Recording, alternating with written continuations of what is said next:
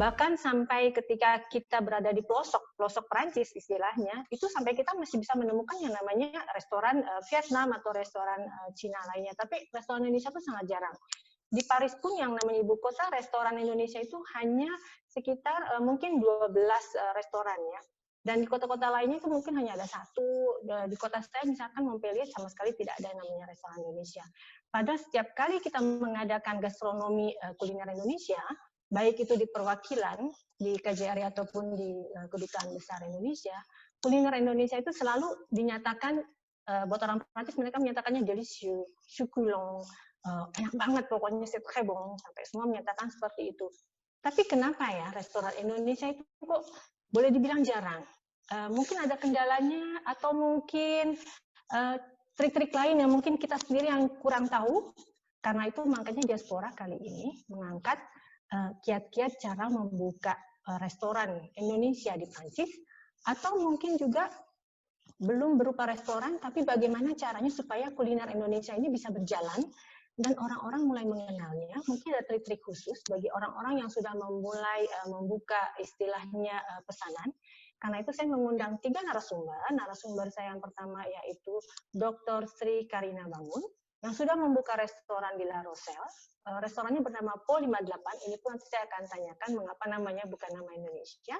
Dan yang narasumber saya yang kedua adalah Anita Rohani. Anita Rohani ini sudah memulai rumah baksonya. Dari mulai datang ke Prancis itu dia langsung mulai berpikir untuk bagaimana caranya memperkenalkan makanan Indonesia, dan makanan yang dia perkenalkan itu adalah bakso. Dan narasumber saya yang ketiga itu adalah Desi Ratnasari. Desi Ratnasari ini YouTuber juga, dia juga membuka pesanan, dan makanannya dia itu lebih khusus kepada masakan Sumatera. Kita langsung saja ya kepada narasumber kita. Yang pertama yaitu Teh Karin, saya memanggilnya Teh Karin. Memang nggak Teh Karin? Assalamualaikum warahmatullahi wabarakatuh. Waalaikumsalam warahmatullahi wabarakatuh. Bagaimana Teh Karin, sehat? Alhamdulillah sehat Teh. Alhamdulillah Sehat. baru selesai servis siang nih. Harus selesai servis siang. Baik. Langsung aja ya Teh Karin, kita langsung bincang nih. Teh Karin itu datang ke Prancis itu kan sebenarnya pada awalnya itu adalah untuk menyelesaikan pendidikan sampai PhD ya Teh Karin ya. Ya, benar Betul Teh. kan? Alhamdulillah. Nah, betul. Ya. PhD di apa ya Teh Karin? Saya PhD-nya sesuai dengan latar belakang pendidikan dan pekerjaan waktu itu. Jadi PhD-nya di bidang tata ruang kota, manajemen teritorial. Oke, nah mungkin karena Teh Karin mungkin latar belakang mengenai seluk-beluk juga tata ruang dan sebagainya, mungkin itu yang membuat Teh Karin pada akhirnya kok akhirnya malah membuka restoran gitu loh Teh Karin. Dan pasti Teh Karin lebih mengetahui trik-trik dan bagaimana cara-cara untuk membuka restoran. Karena ini menarik ya, banyak sekali sebenarnya diaspora Indonesia yang ingin sekali membuka restoran, tapi mungkin tidak tahu caranya kemana, langkah-langkah apa yang harus dilakukan, sehingga akhirnya mentok hanya pada PO, istilahnya pesan order hanya sampai di situ. Nah mungkin Teh Karin bisa langsung menjelaskan dari awal bagaimana ide itu muncul membuka restoran dan langkah-langkah apa saja yang harus dilakukan para diaspora ini untuk bisa mencapai agar bisa membuka restoran. Silakan Teh Karin. Ya, jadi mungkin kenalan dulu ya. Saya Karin. Saya itu lahirnya di Banda Aceh. Jadi saya asli dari orang Aceh. Tapi saya sempat kuliah di ITB. S1 saya di ITB jurusan geodesi. S2 saya sudah ke Prancis pada saat itu tahun 2006 sampai 2008 ngambil ilmu bumi, sciences de la terre. Selanjutnya tahun 2014 saya kembali lagi ke Prancis untuk mengambil S3. Jadi memang saya selama sekolah saya selalu berada di kota La Rochelle namanya. La Rochelle ini kota pantai juga, jadi memang hampir mirip dengan tempat lahir saya di Aceh, Banda Aceh. Kita terletak di pesisir pantai. Jadi kemana-mana tuh saya selalu emang nempel sama pantai aja kayaknya, dimanapun saya tinggal. Nah, saya ngambil PhD tahun pertama itu 2014. 2014 itu tahun pertama PhD kan lebih bisa dibilang santai. Kita hanya baca banyak literatur. Studi literatur lebih banyak deh tahun pertama. Sehingga saya masih punya banyak waktu untuk melihat hal-hal yang lain yang baru gitu. Terus pada saat tahun kedua, gimana ya, mungkin memang saya ada jiwa bisnis, jadi saya selalu berpikiran ketika orang asing bisa buka bisnis di Indonesia, kenapa kita sebagai orang Indonesia tidak bisa buka bisnis di negara lain, maksudnya tidak harus di Prancis, di negara pun yang kita mau gitu. Betul. Dan itu saya ngerasa selalu kalau saya melihat kondisi orang-orang asing yang tinggal di Indonesia, kondisi taraf hidupnya bisa dibilang menengah ke atas, sementara ketika kita orang Indonesia berada di negara-negara asing, sepertinya seperti menengah ke bawah gitu loh. Saya cenderung melihatnya seperti itu. Mohon maaf jika salah. Jadi saya merasa kita orang Indonesia juga harus menunjukkan bahwa kita bisa eksis di sini gitu loh. Dengan eksis maksudnya dengan kondisi yang baik, bukan hanya eksis hanya bisa sekedar tinggal di luar negeri itu sudah cukup. Bagi saya itu belum cukup, tinggal di luar negeri tapi bisa memenuhi kebutuhan yang bisa dibilang baik gitu. Nah, selanjutnya di tahun ketiga, ini awal banget nih. Tahun ketiga itu adalah tahun di mana harusnya mahasiswa PhD itu lagi stres-stresnya. Stres tingkat tinggi, level tinggi, karena udah mulai harus menulis disertasi. Tapi pada saat itu saya punya kenalan teman saya orang Indonesia yang baru datang ke Prancis. Waktu itu dia sama sekali tidak bisa berbahasa Prancis. Tapi dia pada akhirnya diterima, yang digunakan hanyalah tenaganya saja, diterima di restoran sushi waktu itu. Nah, restoran sushi ini ternyata setelah dipelajari dia adalah restoran franchise. Terus saya sebenarnya pada saat itu saya tidak terlalu cenderung bisnis kuliner, tapi saya selalu mencari bisnis apa yang bisa saya buka di negara ini gitu. Tidak harus kuliner, apapun itu saya ingin mencobanya gitu. Nah, terus teman saya itu bekerja di restoran sushi, terus dia bercerita, ini franchise loh, kalau mau coba aja hubungin perusahaan utamanya, perusahaan besarnya. Nah, waktu itu ya saya ngerasa nyoba toh gratis, nggak ada salahnya. Saya hanya email, dan itu pun emailnya tuh bukan email, saya mengontak dari Facebook-nya. Dia punya Facebook, sosial medianya Facebook, terus saya kontak, saya hanya bilang, saya tertarik dengan restoran Anda, bagaimana jika saya ingin menjadi partner Anda waktu itu. Tapi hanya sebatas coba, maksudnya saya tidak merasa ya udah kalau diterima alhamdulillah, kalau enggak yang penting saya sudah tongtek khusus gitu, saya udah nyoba sesuatu gitu. Akhirnya saya hanya dibalas terima kasih ya Anda sudah tertarik menghubungi kami, gini, tidak ada kelanjutannya. Tapi saya merasa ini nggak adil. Saya harus tahu maksudnya kenapa dia hanya sebatas terima kasih, itu bukan merupakan jawaban menurut saya. Akhirnya saya telepon. Saya sudah mengajukan kandidatur ke Anda, tapi balasan Anda hanya terima kasih. Apakah saya diterima atau tidak, saya butuh kejelasan. Karena beberapa kali saya telepon, akhirnya saya ditelepon oleh salah satu manajer yang ada di sana.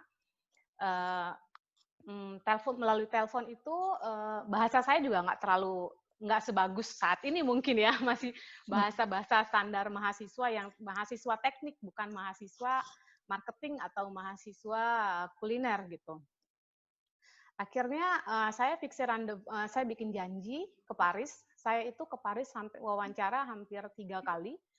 Saya pikir kenapa mungkin menurut saya franchise ini adalah jalan buat saya. Karena saya tidak tahu apapun mengenai peraturan-peraturan Prancis, tidak tahu bagaimana merekrut pegawai, tidak tahu bagaimana membuka perusahaan, semuanya itu zero dan saya nggak tahu apa-apa. Akhirnya saya pikir mungkin kalau saya mengikuti franchise, saya bisa mendapatkan informasi yang saya inginkan. Nah, akhirnya si franchise ini saya jalanin, saya ikut wawancara berkali-kali. Saya mentok pada saat itu karena satu student bagi mereka bahaya karena investasinya di situ kan mereka juga melakukan investasi di kalau buka restoran itu. Jadi mereka takut. Jadi satu student saya itu menjadi halangan terbesar waktu itu. Jadi akhirnya mereka bilang, kamu harus cari orang lain, kamu harus berpartner kalau mau bikin sushi. Akhirnya saya berpartner dengan orang Indonesia yang sudah beralih warga negara Prancis. Pada saat itu berarti tidak ada masalah, karena akhirnya teman saya inilah yang kita berdua akhirnya bikin restoran sushi ini. Gitu. restoran sushi ini berlanjut, saya lanjut S3, itu saya benar-benar struggle karena saya sudah hampir berkali-kali mengatakan ke diri saya, ke suami saya bahwa saya akan tinggalkan S3 ini. Saya udah nggak kuat karena ternyata bisnis saya di sushi itu jalan, cukup bagus. Bahkan kita sampai punya 7 salarie, 7 pegawai. 7 pegawai di mana musim panas pun kita harus meng-hire orang lagi. Jadi saya merasa ya sudah cukup gitu. Saya tidak perlu lagi melanjutkan sekolah saya, itu benar-benar tantangan terbesar dari diri kita sendiri ya. Memang maksudnya saya ngerasa saya udah sejauh ini, saya sudah ke Prancis, memang awal tujuan saya adalah S3, bukan bisnis. Awal tujuan saya itu. Akhirnya dengan segala kestresannya, emang kita kalau mulai bisnis nggak boleh takut stres ya. Stres itu kunci utama yang harus diambil gitu. Akhirnya dengan segitu struggle-nya, saya lulus, S3 saya lulus, dan saya tetap melanjutkan sushi itu. Nah, di sushi ini, disinilah pengalaman saya yang terbanyak dan saya sangat berterima kasih lah. Mungkin itu adalah jalan buat saya. Saya mengetahui bagaimana manajemen sesama pemilik restoran, manajemen antara pegawai, manajemen dengan orang yang supplier. Itu saya belajar banyak dari sushi ini. Setelah sushi 1 tahun, kan ditanya kontraknya akan diperpanjang, mau diperpanjang atau enggak. Saya bilang, mungkin saya akan perpanjang lagi karena saya merasa antara belum cukup, antara sudah keenakan. Maksudnya keenakan itu ya udahlah, nggak apa-apa, di dalam franchise juga toh saya masih bisa dapat gaji, saya juga masih bisa punya pegawai gitu. Akhirnya molor sampai tahun kedua. Tahun kedua saya decide bahwa ini waktunya saya melepaskan diri dari franchise. Saya nggak mau lagi dengan franchise karena biar bagaimanapun bayarnya mahal ya. Mereka tetap mengambil presentasi dari apapun yang kita terima gitu. Akhirnya saya coba-coba, nih langkah pertama yang saya coba waktu itu. Nah, waktu ikut franchise kan saya udah tahu ya ikut formation apa aja nih yang harus saya ya itu penting tuh, formationnya apa saja. Oke. Nah, jadi untuk buka restoran itu saya ngambil 3 formationnya. Yang pertama ini nggak obligatoir, ini SPI itu untuk orang yang ingin buka entreprise. Jadi di situ diketahui, dia dipelajari bahwa kita bagaimana akuntansi perusahaan, bagaimana mengelola pegawai, hak-hak apa pegawai kita yang harus terima. Di situ yang pertama. Dulu ini obligatoir, wajib, tapi sekarang udah nggak wajib. Itu dapat dari mana tuh formasinya yang pertama tuh? Nah, ketiga formasi ini saya pergi ke yang namanya chambre de métier. Oke. Chambre de métier itu seperti kamar pekerja mungkin, kamar pekerja gitu. Jadi formasi ini tiga-tiganya ditawarkan oleh chambre de métier dan ini dulu wajib. Sekarang yang tentang ini yang pertama udah nggak wajib lagi. Yang kedua saya ikut higien, karena kalau higien itu adalah 3 ini wajib kita punya pokoknya. Bukti kita sudah bikin formasi tentang entreprise, tentang higien, dan satu lagi permis d'exploitation. Kalau higien ini tentang kebersihan, dan menurut saya semua formasi yang mereka berikan itu sangat-sangat kita pakai pada saat prakteknya di dunia nyata gitu. Di higien ini saya diajarkan berapa derajat,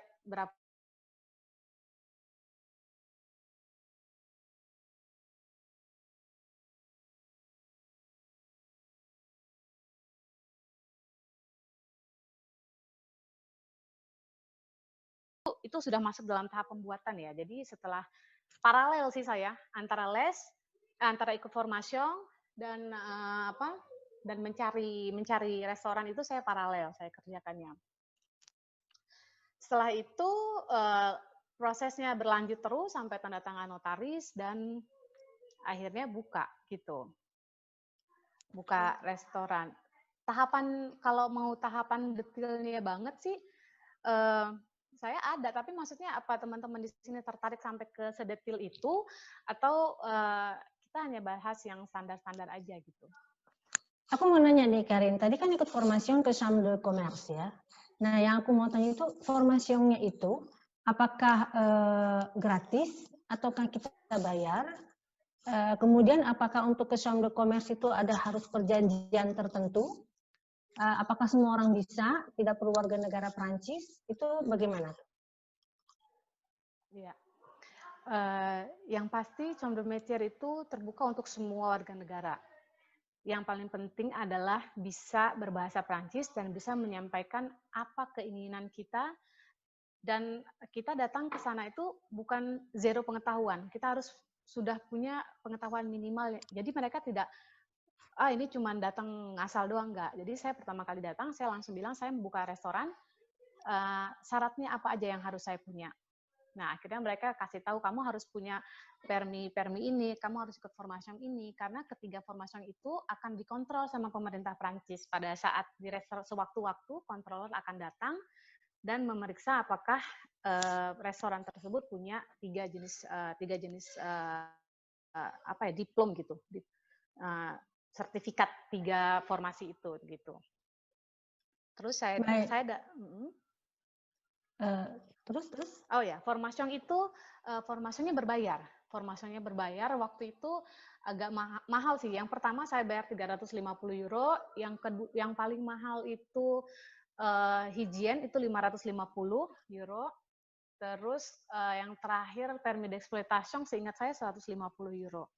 Nah, sebenarnya kalau buat teman-teman yang sudah bekerja, mungkin itu bisa dibayar oleh kredit. Karena kan kalau kita sebagai salarie, sebagai pegawai, kita selalu perusahaan itu menyisihkan sebagian uang untuk formation salarie gitu. Tapi saya dari susi tersebut, saya kan sudah bukan bersatu sebagai pegawai, tapi satu saya sebagai pemilik perusahaan. Jadi saya nggak punya account di pemerintah Prancis untuk membayarkan formasi yang saya ikuti. Sehingga formasi itu berbayar dan saya bayar. Menurut saya memang itu adalah tahap yang harus saya jalani gitu. Jadi kalau formasi masak itu wajib nggak? Maksudnya punya CAP di bidang memasak itu wajib apa tidak? Ya, jadi waktu saya ikut formasi, saya dapat banyak teman-teman yang kondisinya sama-sama saya, baik itu dari orang Prancis, ya sebagian besar orang Prancis, karena memang waktu itu formasi itu orang Asianya hanya saya sendiri. Untuk CAP Prancis sekarang sudah terbuka. Untuk restoran tidak perlu lagi pakai kursus apakah Anda punya diploma memasak atau enggak. Itu sudah tidak diminta lagi persyaratan itu. Jadi saya walaupun saya tidak punya diploma masak, saya masih bisa sebagai pembuka restoran gitu. Baik, mungkin banyak yang tertarik ya, maksudnya syarat-syaratnya secara formalitas atau secara hukum mungkin kalau misalkan mau bertanya pada Karin mungkin, atau Karin mungkin sudah menyiapkan secara detail, mungkin bisa di-share di sini kalau memang ada. Saya rasa juga bermanfaat. Kalau detailnya pertama kali itu ya saya setelah ikut formasi, saya menemukan fond de commerce dari Lebong Kuang tadi, dari SIT. Dari SIT itu saya melakukan negosiasi harga dengan penjualnya, negosiasi harga. Setelah itu, yang kedua saya hubungi, saya mencari kontab. Mencari kontab ini juga karena saya sudah punya pengalaman dari sushi, saya tahu bayarnya berapa. Ya, orang Indonesia ya pasti sudah tahu bayarnya berapa. Kira-kira berapa tuh? Saya mencari, jadi saya tidak hanya mendatangi satu kontab, saya mau bikin rendezvous bikin janjian ke banyak kontab untuk compare harga mereka berapa dan fasilitas apa yang mereka servis ke saya, yang mereka berikan ke saya. Terus akhirnya saya menemukan kontab yang nggak jauh dari sini ya, dari restoran saya. Nah, kontab ini fungsinya juga dia membantu kita untuk membuat yang namanya plan financement. Plan financement itu sangat dibutuhkan pada saat kita mengajukan kredit ke bank. Karena kan saya waktu itu tidak menggunakan uang saya pure pribadi, saya nggak punya uang sebanyak itu. Saya minta bantuan ke bank di Prancis gitu. Jadi setelah negosiasi dengan kontab akan menghitung berapa biaya yang kita perlukan untuk membuka perusahaan, bukan hanya restoran ya, perusahaan. Membuka perusahaan itu harus dilegalkan, harus dilaporkan ke tribunal, harus banyak detail-detail yang saya nggak bisa detailkan karena itu pekerjaannya Kongtab, tapi dia akan menghargai semua itu, dibikin angka sama dia. Setelah dibikin angka, dia akan mempelajari, membuat peluang finansmen kita selama 3 tahun ke depan. Dia akan nanya, kamu butuh pegawai berapa, kamu mau digaji berapa, kamu sudah tahu apa tidak berapa pengeluaran yang akan kamu keluarkan. Si Kongtab akan wawancara kita untuk wawancara kita. Selanjutnya dia mengeluarkan peluang finansmen. Nah, setelah saya punya peluang de finansmen, jadi itu udah tahap ketiga ya. Setelah saya ikut formasi, saya menemukan restoran, fond de commerce, saya mencari Kongtab. Udah ketiga. Setelah saya di Kongtab, saya menghasilkan yang namanya peluang finansmen. Apa itu peluang finansmen itu? Bisa peluang dijelaskan? finansmen itu adalah bentuk perusahaan kita, status perusahaan kita, dan apa ya, perhitungan secara Kongtab selama 3 tahun ke depan. Dia menghitung bagaimana cash flow kita kira-kira selama 3 tahun ke depan. Berdasarkan gaji yang kita mau punya berapa pegawai, kita mau gaji-gaji berapa, berapa belanjaan kita, berapa harga sewa, saya kan sewa restorannya berapa, kreditnya berapa yang kamu mampu bayar, itu semua 3 tahun dibikin peluang finansmen sama orang Kongtab. Jadi Kongtab ini sangat penting fungsinya, dan jangan menutupi sesuatu yang jangan menyepelekan satu hal kecil pun. Kita semuanya bicarakan sama Kongtab supaya dia bisa mengangkakan semuanya itu gitu. Oke. Nah, berbekalkan peluang finansmen itu, saya mengajukan kredit ke bank. Nah, ini berat juga nih. Ini seberat itu mungkin dari 100% yang hal yang jalani, yang paling berat itu adalah mencari bank. Karena satu, saya sebagai orang asing, terus titre de séjour saya tidak panjang lagi.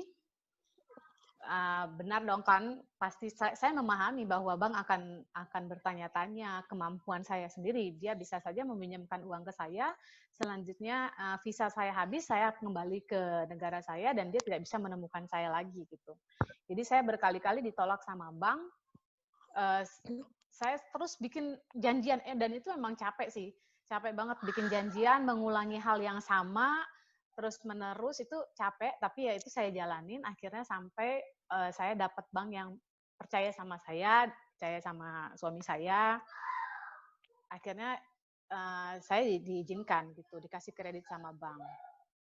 Setelah dikasih kredit sama bank, saya menghubungi notaris selanjutnya. Jadi itu udah ke yang kelima ya. Selanjutnya saya ngubungin notaris. Dari notaris saya bikin janji lagi untuk tanda tangan jual beli restoran. Setelah itu masih panjang lagi, karena di Prancis ini tentu saja ya, administrasi Prancis ini kan terkenal panjang dan lama ya. Setelah kita tanda tangan di notaris, kita masih perlu waktu 2 bulan untuk mendaftarkan diri ke wali kota. Jadi wali kota itu gimana ya, kita harus pose dossier, kita harus ngasih berkas. Kita baru boleh buka 2 bulan setelah berkas kita berikan ke wali kota gitu. Jadi setelah tanda tangan di notaris itu belum selesai, kita masih harus minta izin wali kota. Nah, saya berikan itu ke wali kota. 2 bulan dari situ, saya ngitung itu berarti 2 bulan dari situ saya bisa buka. Akhirnya saya pulang dulu nih ke Indo waktu itu. Ya udah, saya biarkan proses administrasi berjalan dulu. Setelah 2 bulan, wali kota udah ngizin kita buka, perusahaan saya udah resmi berdiri, dan perusahaan ini saya daftarkan lagi ke Chambre de Métier tadi. Chambre de Métier itu kan dia mendaftarkan semua perusahaan-perusahaan yang ada di kota kita gitu. Saya daftar lagi bahwa sekarang perusahaan saya sudah legal, sudah punya status, bisa dicari di internet, di societe.com atau apapun itulah di bagian legalnya. Setelah itu kita bisa dapatkan nomor siret, nomor usaha, perusahaan kita udah dibentuk, dan saya langsung terjun gitu ke bidang ke restoran. Jadi sebenarnya kalau saya lihat di sini ada 2 tipe pengusaha ya. Yang pengusaha yang pertama adalah perusahaan yang tidak bisa apa-apa tapi mau maju. Yang kedua, sudah punya ilmu tapi nggak berani maju. Jadi mungkin saya sih sebagai orang yang pertama, saya ilmu memasak saya mungkin memang pada akhirnya kita sadari bahwa pada saat membuka restoran, memasak itu hanyalah bisa dikatakan 20% saja keahlian kita. Bukan artinya Anda bisa memasak, masakan Anda selalu bagus, artinya Anda bisa buka restoran, enggak. Karena keahlian memasak itu pada akhirnya hanya 20% dari manajemen pembukaan perusahaan gitu. Gitu deh. Baik, Karin. Berarti saya mengerti, berarti memang prosesnya sangat jelimet ya, boleh dibilang ya. Berarti memang harus betul-betul dilakukan supaya kita bisa memiliki restoran secara legal. Tapi kalau memang melihat dari jalur yang ditempuh sama Karin, walaupun Karin dua-duanya kan bukan warga negara Prancis istilahnya ya, tapi bisa, berarti orang lain pun juga bisa ya Karinnya, Teh Karinnya. Berarti semua juga bisa sebenarnya asal ada kemauan dan memang mengikuti prosedurnya seperti itu. Bahkan sampai pinjam ke bank. Boleh saya tahu Teh Karin waktu itu buat pinjam ke bank itu apakah ada jaminan atau memang jaminannya itu adalah restorannya itu, bisnisnya itu sendiri, bagaimana? Oh iya itu, itulah fungsinya dari peluang financement itu, karena yang setelah dipelajari sama dikeluarkan sama Kongtap kan ada peluang financement, jadi bagian banknya mempelajari peluang de financement-nya itu apakah kita bisa membayarkan kreditnya kita apa enggak gitu. Tapi memang saya tetap ada modalnya. Artinya saya tidak 100% pinjam dari bank, enggak, karena bank juga enggak akan percaya kalau semua saya pinjam. Tapi saya pinjam dari bank itu, saya mungkin punya hanya 20%, sisanya saya pinjam dari bank. Gitu. Baik, Teh Karin. Saya Nanti emang akan keluarga Indonesia, sih. Saya Indonesia, dan saya yakin pasti kalau teman-teman di sini mau mix ataupun Indonesia juga, kalau ada usaha pasti bisa bikin. Baik. Kalau begitu, Teh Karin, mungkin kita beralih ke pembicaraan yang lainnya. Nanti akan datanya sesi jawab. Mungkin ada beberapa orang tadi sudah banyak pertanyaan yang ingin menanyakan mengenai mungkin lebih ke administrasi. Tapi saya mau bertanya tentang yang lainnya nih. Nah, Teh Karin ini kan membuka restoran namanya Po 58. Padahal restorannya banyaknya sebenarnya masakan Indonesia ya, Teh Karin. Dan bukan Teh Karin sendiri ya sebenarnya yang membuka restoran Indonesia, tapi namanya bukan nama Indonesia. Di Marseille pun juga ada gitu, menggunakan nama Thai Express gitu. Apakah karena itu suatu langkah atau strategi agar orang asing yang mungkin yang belum tahu kenal masakan Indonesia sedikit demi sedikit mau datang, atau mungkin Teh Karin mungkin buat kedepannya akan mengganti namanya jadi nama, entahlah itu nama masakan Indonesia atau sebagainya, bagaimana Teh Karin? Iya. Benar sekali Teh. Itu termasuk dalam strategi restoran kita saat ini. Karena restoran yang saya beli ini awal dulunya adalah restoran Vietnam. Dan namanya memang adalah Pho 58. Jadi, pada saat saya membeli restoran, saya nggak bisa langsung merubah 100% isi restoran. Karena si restoran itu saya beli dengan klien-kliennya. Artinya kalau saya langsung merubah, kliennya bisa langsung kabur, dan saya nggak siap untuk itu gitu loh, karena saya masih punya kredit yang harus saya bayarkan kan gitu. Jadi pada akhirnya dari awal, nah itu saya bilang karena saya sebenarnya tidak punya latar belakang memasak, saya bukan yang jago masak. Pada saat saya jual beli dengan restoran Vietnam ini, saya deal-dealan bahwa saya akan beli restoran Anda berikut dengan resep-resep yang Anda bikin. Jadi deal-dealan saya seperti itu, karena saya kalau saya beli, makanya saya bilang jangan pernah menutupi apa yang kita tidak bisa gitu. Saya bilang dari awal saya bilang ke penjualnya bahwa saya hanya ingin buka restoran, tapi saya tidak bisa masak. Jadi si penjualnya juga udah tahu. Akhirnya saya deal-dealannya saya akan beli restoran Anda berikut dengan resep-resep Anda gitu. Kenapa resep Anda? Karena kliennya adalah klien Anda yang terbiasa akan masakan Anda. Jadi otomatis saya harus menjaga klien juga gitu. Nah, jadi setelah deal-dealan itu sebelum berpindah tangan antara saya dan penjualnya, saya selalu datang ke restoran itu selama hampir 1 bulan, 2 bulan, saya benar-benar melihat dia bagaimana sedetil yang bisa saya lihat gitu, bagaimana cara dia memasak. Karena kan ya mungkin bagi dia itu adalah hal sepele, tapi bagi saya yang tidak punya pengalaman sama sekali itu adalah adalah detil-detil penting yang yang bisa buat saya lah gitu. Itu adalah informasi yang berharga gitu. Jadi saya selama 1 bulan itu saya sushi masih jalan ya waktu itu.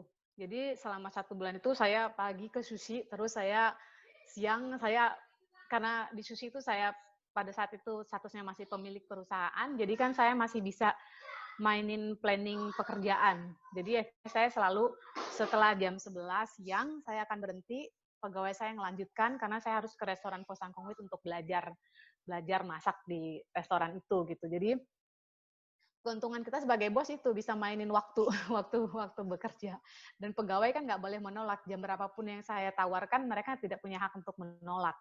Kalau keuntungan jadi bosnya itu. Nah, jadi saya belajar di situ. Nah, jadi yang paling tahap pertama yang saya rubah hanyalah dekorasi. Jadi mereka tahu ada perubahan proprietor, ada perubahan pemilik restoran itu dari dekorasi restoran. Karena yang awalnya dekorasi Vietnam, jadi saya rubah menjadi dekorasi wayang, dekorasi angklung ada di restoran saya itu. Jadi pada saat masuk si kliennya udah tahu, oh kok ada yang berubah gitu. Terus kita bilang, oh iya ini saya yang Aki, saya proprietor baru, saya orang Indonesia dan ini kami menawarkan juga di sini menu-menu Indonesia. Nah, jadi dari klien-klien itulah saya memulai menawarkan menu-menu Indonesia. Tuh. Oke. Kemudian tanggapan dari klien-klien yang udah lama tiba-tiba ada perubahan dan pasti kan TKRI mulai menawarkan masakan Indonesia yang baru kan. Kelihatan nggak ada perubahan atau mungkin mereka malah lebih menyukai sekarang ada masakan Indonesia, tanggapannya bagaimana atau mungkin sesudah dirubah jadi banyakkan Indonesianya sekarang mungkin TKRI bisa merasakan ada perbedaannya, mungkin TKRI bagaimana? Perubahannya sih banyak Teh. Karena pada saat kalau menu Prancis itu kan yang saya jual adalah pho dan bobun. Di mana artinya bahan dasarnya adalah vermicelli itu apa ya? Bihun. Nah, bahan dasarnya ada bihun. Sementara yang saya tawarkan adalah nasi goreng, soto dan rendang. Di mana bahan dasarnya adalah nasi. Jadi secara belanja aja sekarang saya sudah bisa melihat bahwa saya belanja lebih sedikit mie daripada nasi. Dulu awal-awalnya 6 bulan pertama saya mie terus nih yang keluar karena mungkin mereka juga saya mengerti bahwa mereka juga terbiasa makanan di sini adalah makanan. Jadi di pho saya itu pho yang terenak sih Teh. Jadi kalau dicari di pho La Rochelle itu dari Google langsung muncul restoran kita yang pertama gitu. Jadi emang si pho La Rochelle itu terkenal paling enak di La Rochelle gitu. Jadi orang datang ke sana emang mau makan pho gitu. Makanya saya beli sama resep-resepnya ya karena itu juga gitu. Jadi, nah sekarang ini saya cenderung bikin nasi, bukan lagi bikin mie. Jadi dari belanja saya juga, saya udah lihat bahwa kuantitas mie itu lebih sedikit daripada nasi gitu. Sekarang mereka yang saya tawarkan itu juga itu penuh dengan struggle banget sih Teh. Maksudnya saya nekat juga. Saya bikin masakan rendang. Saya tuh bukan orang masak. Makanya tadi saya bilang dalam waktu 2 bulan proses administrasi berjalan di Prancis itu dari saya deposisi dossier ke wali kota, saya pulang ke Indonesia, hanya satu, saya harus belajar masak. Karena saya benar-benar nggak bisa masak. Selama 2 bulan itu saya ngedatangin beberapa merek rendang yang ada di Indonesia. Rendang Mande, rendang saya hubungi itu pemilik-pemiliknya, saya tanya, saya bukan datang sebagai konkurens Anda, sebagai saingan Anda, tapi saya ingin belajar masak karena saya mau menjual rendang di luar negeri. Saya bukan saingan Anda, karena otomatis kan mereka merasa takut tersaingi ya Teh kalau kita mau ini. Ya ada yang cuman basa-basi, saya udah tahu arti basa-basi itu berarti nggak mau ngasih gitu kan. Ada yang pada akhirnya saya menemukan tiga rendang yang welcome untuk saya datangi. Karena saya bilang kalau hanya ngasih resepnya di Google banyak, di YouTube banyak, tapi proses masaknya saya pengen lihat secara langsung gitu. Nah, saya diizinkan lihat secara langsung. Nah, dari situ udah sampai ke Indonesia lebih bingung lagi karena kelapanya jauh beda. Kelapa Indonesia sama kelapa Prancis beda banget. Jadi semua resep yang udah saya pengalaman di Indonesia saya terapkan di sini enggak juga, tidak memuaskan saya gitu. Karena saya udah tahu di Indonesia bagaimana, tidak memuaskan. Ya akhirnya berkali-kali nyoba masak lagi, sampai akhirnya saya sudah validate, oke, resep yang saya pakai untuk rendang adalah ini. Dan sekarang orang-orang yang pada datang itu, pada mulai rendang dan nasi goreng itu paling banyak sih yang dibeli sama orang Prancis. Oke, Teh Karin. Berarti sebenarnya kalau asal ada kemauan di situ pasti ada jalannya. Ya, Bahkan Teh ya. Karin yang nggak bisa masak pun akhirannya terkenal ya Teh Karin ya. Boleh dibilang kalau aku cari pun juga sama Teh Karin. Restoran La Rochelle gitu ya, restoran Asia, nama Teh Karin keluar ya langsung. Walaupun namanya belum nama Indonesia, nama restorannya ya. Iya, Mudah-mudahan iya. suatu saat berubah namanya jadi nama Indonesia gitu ya. Sebenarnya Tahu kita ya, udah pernah planning sih, udah pernah planning ganti itu restoran rasa. Saya udah pernah mau, oke, restoran saya akan saya rubah menjadi restoran rasa. Sehingga pada campaign Facebook, Instagram saya sudah bikin restoran rasa, restoran Fusangkang with, artinya sudah mulai saya presentasikan sedikit-sedikit akan perubahan menjadi restoran rasa. Tapi kalau selama musim turis nih, La Rochelle ini kan kota turis. Kalau kota turis itu kalau datangnya masih nyarinya full gitu. Mereka nggak untuk tape di internet gitu, untuk ngetik di internet di search engine-nya yang dicari adalah nggak pernah nyari nasi goreng atau nyari rendang, itu nggak akan muncul gitu. Kalau pho, hampir seluruh orang Prancis tuh tahu pho itu apa. Hampir seluruh orang, karena kan Vietnam jajahan Prancis, jadi memang banyak kan makanan-makanan Vietnam itu orang Prancis pada kenal gitu. Jadi ketika di search engine-nya pho muncul. Nah, akhirnya saya masih ragu nih. Jadi sampai sekarang masih bingung kita mau ngerubah atau enggak. Akhirnya saya diskusi sama suami saya, mungkin ke suami saya udahlah karena La Rochelle ini masih kota turis, nggak apa-apa lah mereka. Jadi turis-turis itu kalau datang kan kita nanya nih pada saat mereka bayar, Anda tahu restoran saya dari mana? Pasti kan kita nanya ya. Terus, oh iya saya lihat di Google, terus keluar nilai Anda yang paling besar, jadi saya datangi. Atau saya nyari restoran Asiatik di TripAdvisor, terus restoran Anda keluar, ya udah saya datang. Dan kalau kita tanya kalimat apa, word-nya apa untuk mencari restoran kita, itu pasti word-nya pho. Jadi makanya saya masih jaga namanya pho sampai saat ini. Gitu. Baik, masih berhubungan dengan strategi ya istilahnya. Yang penting makanannya masih banyak Indonesia, buktinya seperti yang kayak Teh Karin bilang. Oke. Iya, Teh. Baik, oke. Terima kasih Teh Karin. Nanti kita sambung lagi ya dengan tanya jawab karena pertanyaannya pun juga sudah banyak banget ini yang bertanya. Sekarang kita beralih dulu mungkin ke Teh Anita, rumah baksonya. Teh Anita sudah siap? Teh Anita? Halo Teh Dini, sudah siap? Saya nggak bisa ngeliat Teh Anita nih sebentar. Oke. Kumaha damang Teh Anita? Alhamdulillah, saya kumaha sawarna. Alhamdulillah damang. Baik Teh Anita, langsung aja nih. Kalau tadi kan kita bisa ngeliat tuh bagaimana Teh Karin itu ternyata nggak gampang ya untuk buka restoran. Sekarang saya jadi mulai mengerti betapa tidak banyak mungkin juga dari hal mungkin diaspora Indonesia di sini saya anggap itulah pentingnya kali ya, karena kalau memang diaspora Indonesia kuat mungkin kuliner Indonesia pun, bisnis Indonesia pun dalam bidang apapun juga mungkin bisa semakin kuat ya istilahnya kan gitu. Iya benar sekali. Baik Teh Anita, sekarang saya langsung aja ke Teh Anita mengenai rumah baksonya nih. Terus terang saya belum nyobain baksonya Teh Anita karena berhubung dengan jarak yang jauh, kemudian Teh Anita juga kan tinggalnya di Paris, saya tinggalnya di Montpellier, di ujung pisannya Teh Anita. Mungkin untuk kirim bakso juga susah. Tapi beneran Teh Anita, saya ngiler tiap kali lihat fotonya atau komen orang-orang mengenai baksonya Teh Anita. Sekarang pertanyaan saya, kenapa bakso? Terus sudah gitu dari awal membuat bakso itu saya ingat banget ya, dari awal tuh masih dari orang ke orang. Sekarang sudah sampai bisa berjualan, sampai di KBRI pun sudah bisa naruh baksonya. Mangga Teh Anita, silakan diceritakan. Hatur nuhun. Assalamualaikum warahmatullahi wabarakatuh. Terima kasih Teh Dini yang sudah memprakarsai acara webinar ini. Insya Allah sangat bermanfaat sekali, terutama bagi saya karena saya juga jadi mendapatkan banyak ilmu dari Teh Karin, dari Mbak Karin. Itu benar-benar luar biasa, sangat ulet sekali. Karena pada saat saya dengar tadi ternyata membuka restoran di sini tidak semudah di Indonesia. Rumit sekali ya, luar biasa. Nanti saya juga mau bertanya. Banyak yang bikin penasaran dari Mbak Karin ya. Baik, saya akan memperkenalkan diri dulu. Nama saya adalah Anita Rohani. Waktu di Indonesia saya tinggal di Kota Depok, tapi sebetulnya saya lahir di Bandung.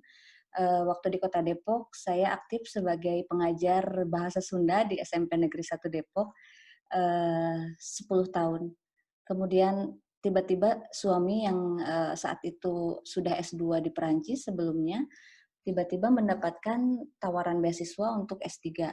Dan kali ini tidak seperti waktu S2 yang tidak bisa membawa keluarga karena kecil beasiswanya. S3 ini beliau mendapatkan beasiswa yang cukup besar dan bisa membawa saya. Tidak hanya sendiri karena kami sudah punya 3 anak. Kita lihat aja langsung ya sambil saya cerita. Boleh saya share screen? Mangga, silakan. Oke.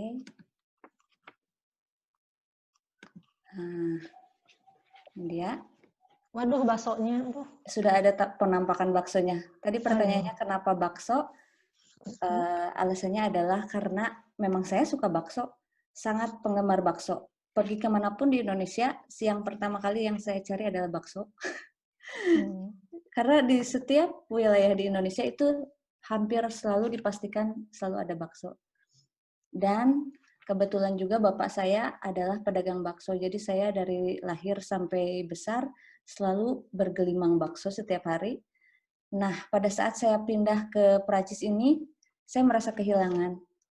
Karena ya di sini ada sih bakso ya, cuman susah sekali untuk mendapatkan bakso. Dan saya coba untuk minta ke bapak saya supaya bisa mengirimkan bakso yang beliau buat ke sini. Lalu dititipkanlah bakso bapak saya kepada teman yang pergi ke Paris. Baksonya nyampe. Namun ternyata ini dia, dalam keadaan basi. Jadi tidak bisa dimakan. Ya meskipun saya bilang ke bapak saya, oh baksonya enak. Padahal mah saya tidak makan, ini saya cuma rebus dan saya buang. Karena basi sekali, mungkin terlalu lama di perjalanan. Dari kekecewaan itulah saya mencoba bikin sendiri bakso. Saya coba-coba bikin.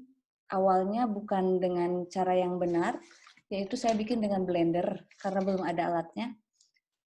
Dan ketika coba dengan keadaan alat yang seadanya, saya coba rasakan ternyata, wah ini enak. Akhirnya saya cari tahu lagi resep yang dari bapak saya tanya-tanya. Kemudian saya buat dengan yang alat-alat yang dengan lebih mumpuni lah istilahnya. Dan saya buatkan untuk teman-teman saya. Waktu itu emang kebetulan saya mengundang teman-teman dari tetangga atau yang punya rumah ini, kemudian ada tetangga orang Indonesia yang menikah dengan orang Perancis, saya undang semua dan saya tanya ketika mereka makan bagaimana rasanya, apakah mereka suka atau tidak. Dan ternyata di luar dugaan mereka semua bilang sangat enak, ini super luar biasa dan lain sebagainya ya. Saya nggak tahu itu cuma sopan santun atau memang betul-betul enak ya. Tapi teman saya dan juga suami saya menyemangati, katanya ya udah coba aja open order katanya. Soalnya di sini kan belum banyak yang jualan bakso. Apalagi di Paris ada beberapa dan ya kenapa tidak, coba aja. Saya coba mengikuti saran-saran mereka dan suami saya yang paling menyemangati ya, dia belikan alat-alatnya, alat vakum, kemudian alat giling daging, kemudian alat timbangan karena tidak boleh kurang timbangannya kan ya. Akhirnya saya coba open order. Waktu itu mungkin tadi ini juga lihat ada di Facebook saya ya, saya coba open order. Dan di luar dugaan juga. Ternyata langsung banyak yang pesan. Pertama kali orang-orang pesan itu ada yang sampai 1 orang 7 kilo. Saya kaget, Allah, sebanyak ini, saya kaget ya. Dan saya juga shock, apa saya bisa gitu, takut mengecewakan dan lain sebagainya. Tapi ya udahlah, saya coba aja dan saya buka dan saya buat kemasannya. Ada 2 macam kemasan, ada yang di press dan ada yang pakai plastik apa namanya box seperti itu yang tidak dikirim via pos ya, jadi bisa langsung diambil atau bisa ketemuan di Paris gitu. Akhirnya saya memberanikan diri mulai memproduksi, melakukan pemasaran melalui media sosial. Setelah minggu-minggu berikutnya, pembeli semakin bertambah banyak sampai akhirnya 1 minggu yang pesan sampai 20 kilo. Dan itu saya batasi karena saya tidak sanggup untuk buat lebih banyak lagi.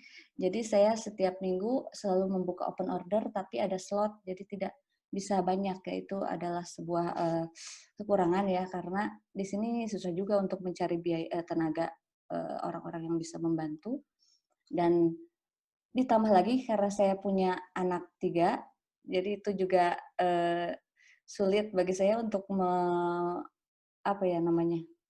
untuk menyediakan waktu untuk memproduksi bakso. Jadi ini sangat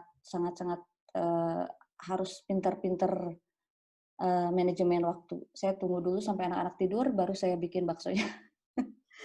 Jadi saya buatnya kebanyakan waktu malam sambil bergadang, dan saya selalu buat sehari sebelum dikirim supaya baksonya fresh gitu. Nah, ini adalah daging yang saya pilih ketika saya membuat bakso, yaitu daging yang paling segar di toko daging halal langganan. Kebetulan di sini di kota saya di Mangalajoli ini ada beberapa butchery yang daging yang halal. Karena di sini kebetulan juga kebanyakan Muslim di kota tempat tinggal saya ini. Kebanyakan Muslim dari Aljazair, dari Maroko dan lain sebagainya gitu. Jadi saya di sini pakai kerudung keluar sama sekali nggak masalah gitu, nggak karena banyak sekali yang memakai kerudung di jalan gitu. Dan itu membuat saya tidak kesulitan untuk mencari bahan-bahan yang halal. Alhamdulillahnya itu. Nah, ini yang tadi saya sudah ceritakan, respon yang di luar perkiraan dari para pelanggan. Bahkan Teh Dini katanya, saya sampai sering dengan berat hati menolak pembeli gitu ya. Kumaha deui atuh da. Jadi maaf ya nggak bisa minggu ini. Jadi kapan bisanya? 2 minggu lagi atau sekitar 3 minggu lagi gitu. Karena setiap minggu selalu full gitu orderan. Sampai-sampai saya kemarin itu pada saat libur Tusang ya udah saya juga ikut libur karena capek gitu. Begitu Teh. Selanjutnya ini ada beberapa testimoni dari para pelanggan. Katanya rumah bakso saya itu mengingatkan pada bakso abang-abang yang ada di Indonesia gitu, katanya gitu, kata salah satu pelanggan. Dan ini juga ada beberapa, silahkan langsung dibaca aja. Saya jadi malu bacanya. Bangga dong harus. Oke. Nah, ya itulah pokoknya ada yang bikin dia nangis katanya gara-gara makan bakso. Mungkin kepedesan ya. Ini ada yang bilang bakso terenak seParis Raya. Oh ya Allah. Alhamdulillah sekali.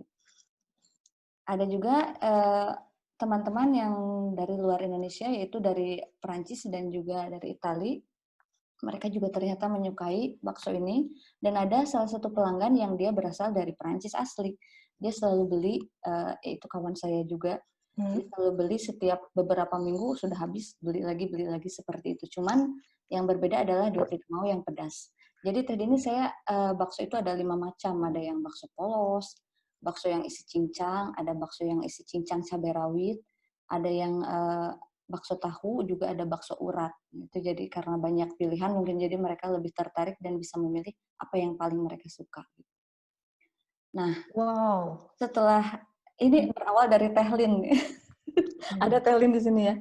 Tehlin meminta pengiriman waktu itu ke luar Paris ya. Ini coba katanya gitu. Saya tadinya belum berani gitu. Tapi ya udah saya coba dulu dengan sebelum dikirim tuh saya bikin penelitian kecil-kecilan dulu. Saya press baksonya terus saya simpan di luar kulkas selama 3 hari karena di situ pengirimannya kan 3 hari. Saya diamkan, kemudian saya buka setelah 3 hari ternyata masih bagus. Oh berarti baru saya berani untuk mengirim ke luar Paris. Nah itu adalah pelanggan pertama yang meminta, yang order dari luar Paris adalah Tehlin. Alhamdulillah pokoknya high recommendation deh pokoknya. Alhamdulillah Teh Anit. Teh Linta di mana Teh? Di kota apa Teh? Lupa saya. Di Viler Gilang. Oh iya, Viler Gilang, iya. Nah, Teh Lin adalah pelanggan pertama saya keluar Paris. Dan sekarang sudah mengirim ke seluruh wilayah di Prancis.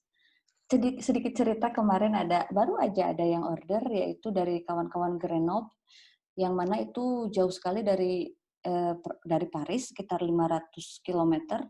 Dan mereka pesen bakso sekitar 12 kilo gitu ya, karena banyak, jadi gimana mau dikirim, gimana gitu. Dan mereka bilang, gak apa-apa, nanti dijemput sama ketua PPI-nya ke Paris hanya untuk ngambil bakso. Wow. Jadi pulang pergi untuk ngambil bakso, balik lagi gitu, seperti itu. Wow, luar biasa sekali, saya tersanjung dengarnya. Nah, sampai hari ini sudah 1 tahun saya menjadi salah satu yang menjadi salah satu bukan pebisnis atau pebisnis kuliner Indonesia yang ada di Prancis. Alhamdulillah sedikitnya bisa mengurangi kerinduan kawan-kawan Indonesia yang rindu kampung halaman. Sekian Teh Deni, terima kasih. Atur nuhun. Atur nuhun, terima kasih Teh Anita tadi buat berbagi pengalamannya luar biasa ya, Masya Allah. Kalau buat saya nih hebat sekali gitu dari bakso. Tapi yang membuat saya penasaran nih, tadi kan Karin bilang katanya restorannya dia itu yang dicari orang pho-nya kan sebenarnya ya, istilahnya sup dengan boulet de viande, apa sih namanya bakso. Berarti sebenarnya Teh Anita bisa nih Teh Anita nyaingin restoran Vietnam yang terkenal dengan bakso dan dengan mie-nya itu loh. Sebenarnya berarti ada jalan. Nah cuman yang aku dengar katanya Teh Anita kalau suaminya udah selesai mau balik gitu ya ke Indonesia. Wah kita kehilangan semuanya baksonya. Dan mungkin gimana nih Teh Anita nggak mau buka franchise untuk apa ya resepnya gitu supaya mungkin ada orang di Perancis yang mau membuka, siapa tahu saya gitu ya. Iya, coba Deni. Nanti di akhir acara ini saya kasih tahu resepnya untuk semua yang ada di sini ya. Wah, itu namanya rezeki kalau seperti itu. Ya, jadi bisa bikin sendiri masing-masing di rumah. Nanti kalau misalkan saya udah pulang kembali ke Indonesia, insya Allah pada bikin aja sendiri. Ya, Teh Lin. Top. Ambu memang top. Ada Uni Deni.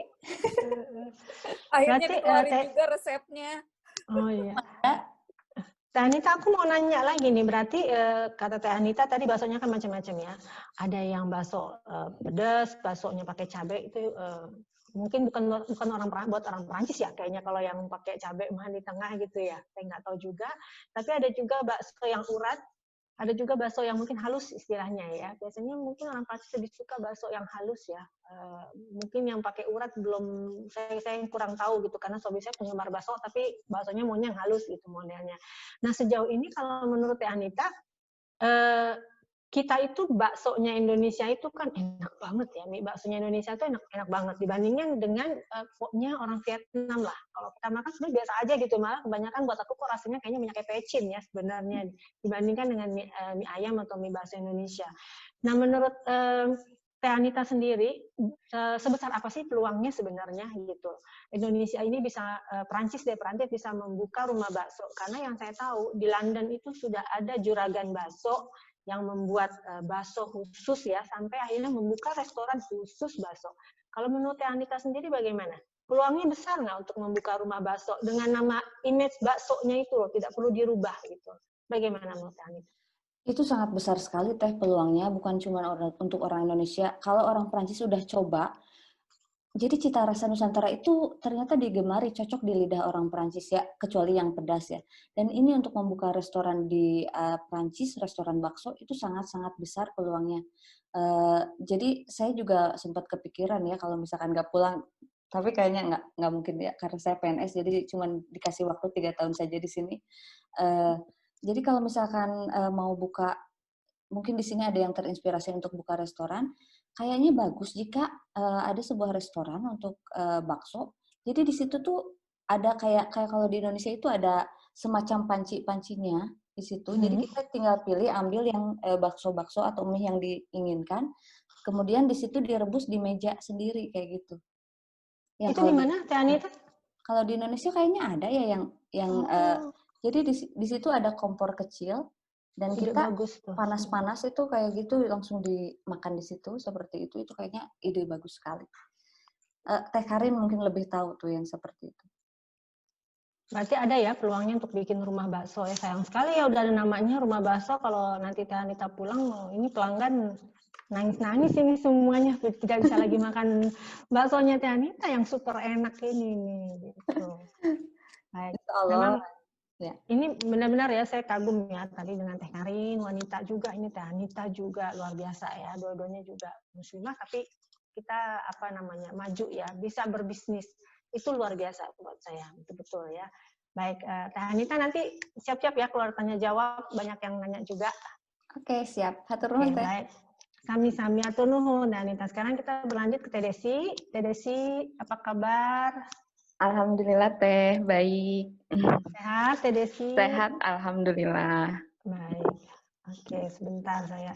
Ini dari tadi selalu banyak yang masuk ya. Peminatnya kalau mengenai kuliner banyak pesertanya ya. Baik, Teh Desi, langsung aja nih. Teh Desi kan ceritanya lagi mencoba jadi YouTuber di bidang masakan ya. Saya sering ngikutin tuh masakannya Teh Desi, sampai saya itu di keluarga itu ada yang senang empek-empek, anak saya yang paling kecil. Saya udah nyoba segala macam resep empek-empek, dan resep empek-empeknya Teh Desi yang paling cocok di lidah kami sekeluarga ya. Enak banget, tapi saya juga sudah pernah pesan di Teh Desi empek-empeknya, dan itu cocok di lidah para orang Perancis. Padahal nggak semua orang Perancis tuh gampang ya makan empek-empek, tapi empek-empeknya buatan Teh Desi ini cocok. Begitupun juga dengan keripik pedasnya. Ya kan, Teh Desi? Keripik singkong, iya Teh. Keripik singkong. Saya yang nggak doyan pedes pun sampai jadi doyan banget itu yang namanya keripik singkong. Oke, langsung aja Teh Desi. Bagaimana awalnya? Kok bisa jadi ke masakan? Apa memang Teh Desi punya formasi atau ilmu masak, itu butuh kursus masak? Kemudian menurut Teh Desi kan Teh Desi sudah lama ya, kalau Teh Desi di sini memang ikut suami yang bekerja, jadi bukan sekolah gitu kan. Bagaimana sejauh ini menurut Teh Desi tanggapan orang Perancis sendiri untuk masakan Indonesia, dan kira-kira kalau misalkan kita tidak bisa membuka restoran, karena tidak semua orang bisa membuka restoran ya, itu ada nggak sih peluangnya Teh Desi untuk seperti yang Teh Anita tadi membuka pesanan, kemudian kalau memang untuk membuka pesanan menurut Teh Desi ada tidak pesanan itu bisa dilegalisasikan di Perancis? Bagaimana? Mangga, Teh Desi. Assalamualaikum warahmatullahi wabarakatuh. Sebelumnya terima kasih kepada Teh Dini dan teman-teman semua. Sebenarnya saya sering sekali ikutan webinarnya Teh Karin, tapi tetap aja kurang, masih banyak sekali pertanyaan, karena memang mungkin sangat kepingin gitu ya Teh ya, seperti buka restoran atau buka seperti kayak food truck kayak gitu, gimana kayak gitu kan Teh. Nah, sebenarnya Teh pertama kali saya tuh sebenarnya nggak terlalu bisa masak juga, sama seperti Teh Karin. Tapi pas saat pindah ke Angoulême tahun 2017 akhir, kebetulan kami belum ada anak dan saat itu juga saya belum banyak kegiatan, hanya di rumah saja. Jadi saya coba ngulik-ngulik resep gitu Teh, ngulik-ngulik resep dari YouTube, dari internet. Saya dari Sunda, suami saya dari Sumatera, jadi otomatis kalau masakan di rumah itu berbau Sunda dan Sumatera gitu Teh. Setiap cemilan itu kalau enggak tekwan, pempek, atau cemilan Sunda gitu ya Teh, keripik singkong, keripik kentang balado, Mustafa gitu kan Teh. Nah, tapi awalnya itu Teh yang saya jual itu tempe. Saya coba-coba karena kangen tempe juga kan Teh, saya coba bikin tempe, gagal terus, dan pada akhirnya saya coba satu resep dan alhamdulillah jadi. Nah, saat itu saya masih belum punya kegiatan apa-apa, jadi suami saya nyarankan coba aja jual tempe gitu kan. Nah, kebetulan saya di sini ada satu ibu warga negara Indonesia, dan kebetulan beliau punya banyak sekali teman. Pertamanya saya diundang makan malam ya Teh. Setelah itu saya bawa tempe, dan pas dicobain katanya tempenya enak gitu. Biasanya kan kalau Angoulême itu kota kecil ya Teh ya, jadi untuk toko Asia tuh cuma ada satu, Thai market gitu kan Teh. Jadi tempe itu nggak ada. kecuali ada di tempe bio gitu teh. Dan tempe bio itu kan nggak seperti tempe Indonesia ya teh ya. Dia tuh seperti udah coklat gitu ya teh, tidak putih gitu. Nah dari situ ibu ini pesan ke saya, akhirnya dipromosikan juga sama Bu Nani ke teman-teman arisannya di Bordeaux, terus ke teman-temannya beliau di sekitaran Angoulême, dan alhamdulillah saya coba beraniin untuk open order untuk tempe. Terus kata suami saya, kenapa enggak kenalin tempe ke orang Prancisnya gitu kan. Sedangkan saat saya tanya ke beberapa teman orang Prancis, tetangga dan juga teman kursus, mereka nggak tahu tempe itu apa kan. Jadi saya agak pesimis gitu kan teh awalnya. Sampai pada saatnya saya coba aja promosiin di Lebongkoang, Oh ya? Iya, saya promosiin di Lebongkoang teh. Jadi pas pertama saya promosiin di Lebongkoang, nah saat itu saya udah ada masuk orderan reguler dari Bu Nani itu, dari teman-teman arisan di Bordeaux tuh selalu ada teh 40 biji, kadang-kadang sampai 50 juga. Nah setelah itu saya coba promosiin di Lebongkoang, akhirnya ada masuk orderan dari orang Prancis. Ada 2, dan sekarang salah satunya menjadi langganan karena beliau itu vegan dan menurut beliau tempe saya itu the best katanya, enak katanya gitu kan teh. Jadi iya, setiap bulan ini sebenarnya warga negara UK tapi sudah lama sekali tinggal di Prancis, dan dia sudah cari tempe kemana-mana yang sesuai. Menurut dia di bio itu ada dan lumayan, tapi katanya menurut dia punya saya tuh lebih fresh katanya, karena saya memang buatnya itu selalu yang baru, tidak frozen, selalu yang baru gitu kan teh. Dan akhirnya sampai sekarang menjadi pelanggan tetap, kalau tidak 1 bulan sekali, 2 bulan sekali, selalu beli banyak dan stok di kulkas. Dan ada beberapa orang Prancis juga, tapi beliau taunya itu karena dulu pernah di Nice dan dia makan yang namanya tempe gitu teh, dan itu enak. Dan pas pesan ke saya, tempenya katanya fresh, lebih fresh, karena saya memang pas ditargetin 3 hari untuk fermentasi kan 3 hari ya teh ya. 3 hari itu saya janjiin tempenya ready, tempe fresh gitu kan. Saya pernah juga tanya apakah mau yang frozen kalau yang mau buru-buru gitu kan teh. Kadang mau dibawa juga untuk traveling gitu teh kan. Tapi yang frozen dia bilang lebih baik yang fresh, karena yang fresh nanti dia frozenin lagi gitu teh. Itu yang tempe, dan alhamdulillah sampai sekarang tempe masih tetap jalan, masih terus ada saja orderannya, terutama warga negara Indonesia yang tinggalnya di Angoulême. Jadi dia pengen tempe yang fresh. Kalau tempe fresh itu kan teh kalau dibikin tempe kering itu renyah, dan renyahnya itu awet gitu kan teh. Jadi alhamdulillah selalu ada untuk tempe. Nah ini untuk empek-empek, karena saya sering banget masak empek-empek di rumah, itu selalu ada di kulkas karena suami saya kan dari Sumatera ya teh ya. Jadi empek-empek tuh cemilan kalau udah pulang kerja atau kalau pas weekend, itu empek-empek selalu ada. Kadang empek-empek, kadang tekwan gitu kan teh. Suatu saat saya pernah posting di Facebook empek-empek, dan ada teman juga yang sering order tempe itu nanya, open PO enggak untuk empek-empek. Awalnya saya mikir-mikir kan teh, karena untuk gula merahnya itu kan saya belum tahu gimana caranya nyarinya gitu kan teh. Kalau saya beli gula merah dari Indonesia, kayaknya nggak mungkin, karena kayaknya nggak balik modal, kan mahal itu teh. Sedangkan untuk cuka itu kan harus kental, kental gitu teh, kental. Dan akhirnya saya coba, saya eksperimen pakai brown sugar, ternyata warnanya masih light gitu kan teh, masih coklat muda. Terus akhirnya saya pakai gula brown sugar yang dark, yang benar-benar coklat tua gitu teh. Alhamdulillah akhirnya takarannya semuanya saya ulang lagi, akhirnya dapat resep yang bagus, yang mirip dengan cukanya Indonesia, meskipun nggak sama ya teh ya, tapi mirip ya teh ya. Nah setelah itu dan setelah itu saya coba, alhamdulillah saya terima orderannya, saya terima dan akhirnya menurut beliau enak. dan sama Teh Lin juga, gara-gara promosi Teh Lin ada pesanan masuk juga, dan itu dari luar Anggulem pengiriman. Nah, untuk pengiriman saya juga sama kayak Teh Anita, pertamanya belum saya terima karena saya eksperimen dulu. Teh Lin itu yang pertama kiriman jauh, karena biasanya orderan yang masuk itu kalau enggak dari Bordeaux, dari Poitiers, karena di Poitiers itu kan banyak mahasiswa Indonesia yang kuliah di sana. Jadi kadang-kadang ada yang ikut konferensi bukan konferensi teh, kayak meeting di universitas yang ada di Anggulem gitu.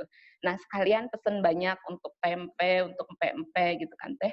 Nah, untuk pengiriman yang jauh, ya, untuk pengiriman yang jauh, saya coba dulu pakai tepung kanji, karena kalau di Indonesia kan untuk pengiriman empe-empe atau mau dibawa pulang atau untuk oleh-oleh kan dilumuri tepung kanji kan Teh. Jadi saya lumuri tepung kanji, saya vakum, saya biarkan selama seminggu.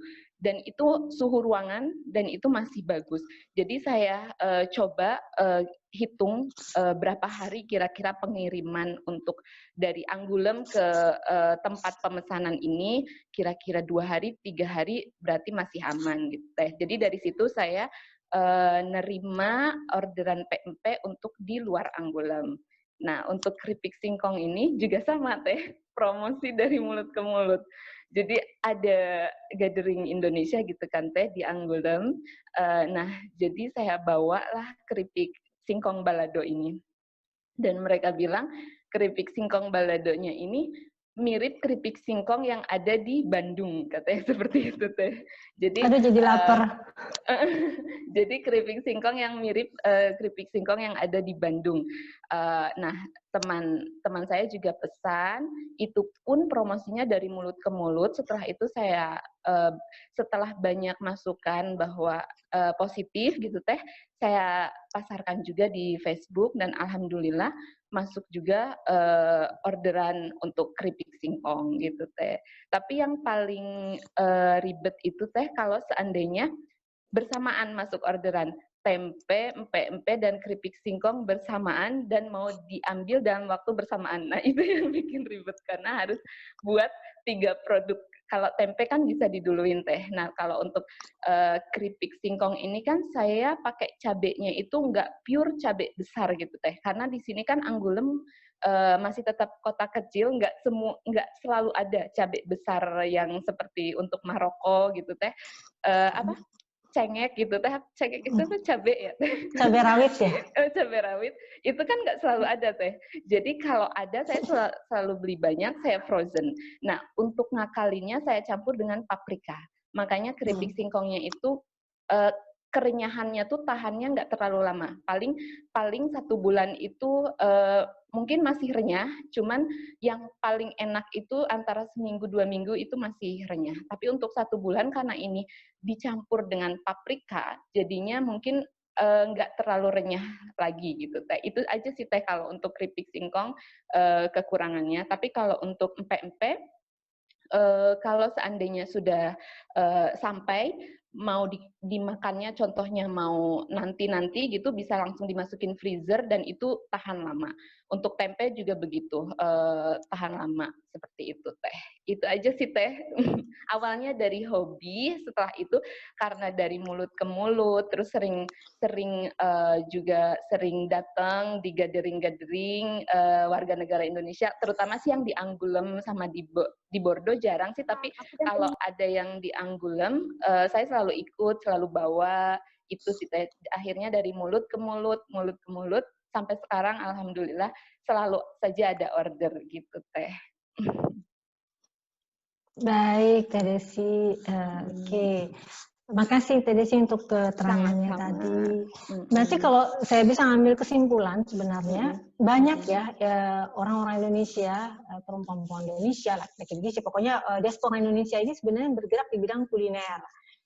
Cuman kalau boleh saya ambil kesimpulan masih di seputar sesama orang Indonesia sepertinya ya. Jadi untuk seperti melangkah jauh seperti Teh Karin ini masih belum ada mungkin keberanian atau mungkin masih adanya keraguan mungkin ya seperti itu ya. Mungkin Iya, betul itu, betul banget suatu Teh. betul, mungkin suatu saat mungkin ya buat para perwakilan, saya tidak tahu mungkin perlu ada perwakilan di sini yang sedang ikut gabung, mungkin seandainya tidak hanya diaspora tapi juga ada koperasi Indonesia di Perancis, itu memungkinkan ya mungkin buat istilahnya para kita nih yang ingin bergerak di bidang bisnis kuliner, mungkin dari segi makanan atau dari segi promosi dan sebagainya, itu luar biasa.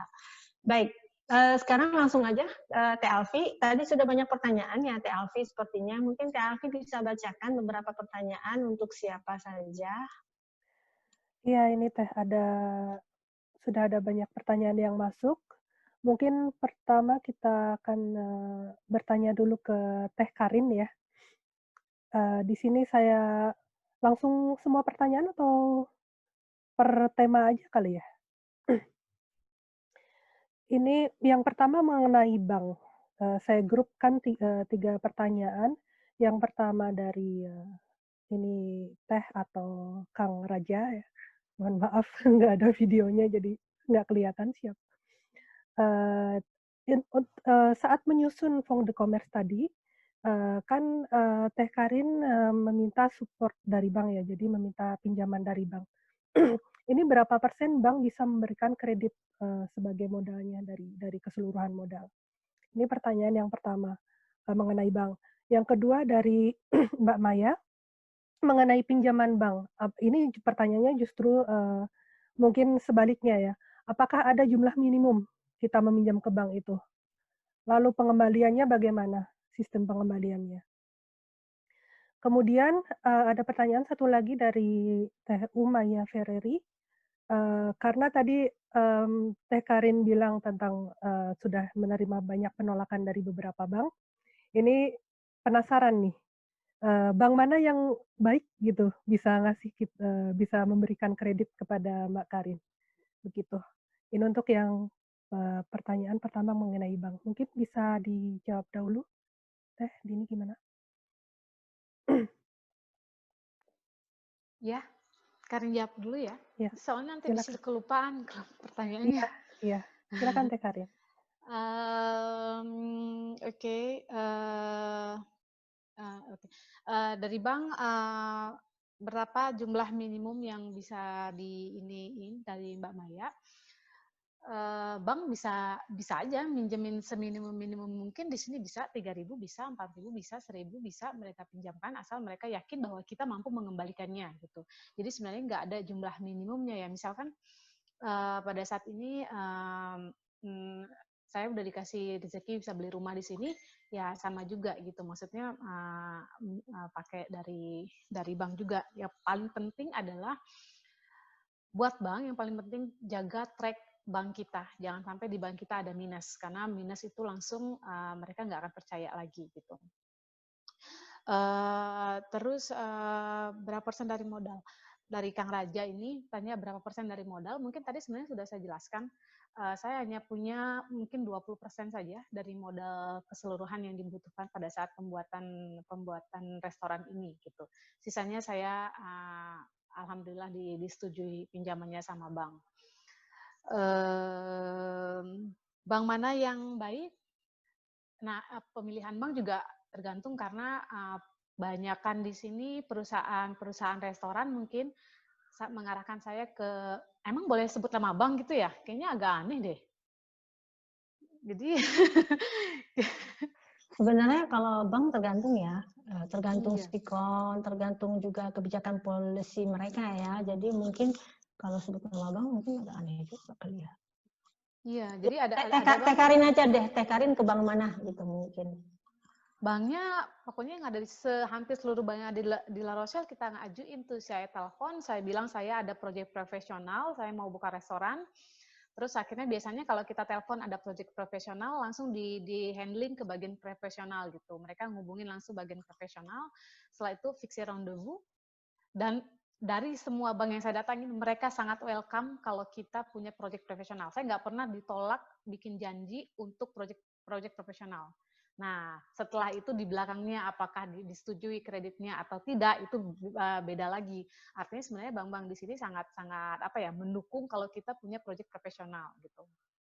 Sebenarnya kalau pada saat itu dari segi peluang finansmen saya semuanya sudah mendukung gitu. Maksudnya nggak ada poin negatifnya gitu pada saat itu. Karena kan si bank itu juga minta bilong. Bilong itu artinya si restoran yang mau saya beli ini kan setiap tutup tahun akuntan akan mengasih apakah restoran ini berpenghasilan positif atau totalnya negatif dalam 1 tahun.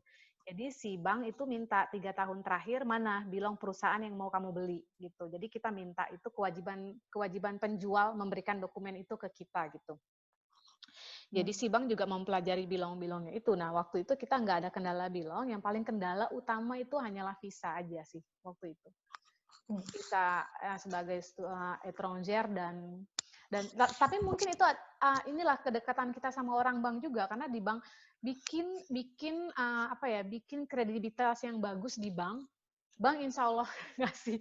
Karena waktu saya mau ngajukan beli rumah waktu itu, saya ngajukan bulan 8 kalau nggak salah, sementara visa suami saya akan berakhir bulan September dan saya akan berakhir bulan Desember. Kalau secara logika itu bank nggak akan ngasih, karena setelah belum tentu visa kita diperpanjang kan sama prefektur gitu. Secara logika sih nggak dikasih, tapi waktu itu saya juga mungkin ada faktor laki atau keberuntungan juga, konselor bank saya tuh percaya gitu sama kita gitu. Nah itu yang kredibilitas kita dalam bank itu, kalau butuh dana itu mereka akan mempelajari kita. Jadi kalau kita buka akhirnya bank yang saya diterima itu adalah bank pertama kali di mana saya buka rekening gitu kan. Jadi memang dia pelajari semua sejarah transaksi kita gitu banknya. Jadi selama dia oke, kayaknya nggak masalah. Kalau ditolak ya coba lagi, nggak apa-apa. Ditolak itu biasa, bagian dari perjalanan hidup. Betul. Baik, mungkin sudah jelas ya. Gimana Alfi, mungkin ada pertanyaan lainnya untuk ke Teh Anita dulu, mungkin ke Desi, habis itu kita balik lagi. Kalau ke Teh Anita, ini ada pertanyaan dari Teh Widi mengenai tipe bakso yang digemari pelanggan di sini. Kira-kira bakso abang-abang yang kenyal, keras, atau tipe yang lembut empuk? Nah, yang mana itu, Teh? Waduh. Silakan. Wow, pertanyaan yang sangat mendetail.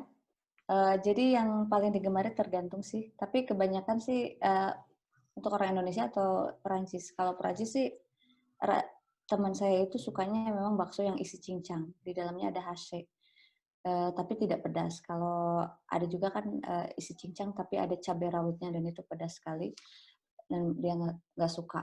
Pernah saya kasih dan minumnya berapa botol kali ya. Dan kalau orang Indonesia sangat-sangat banyak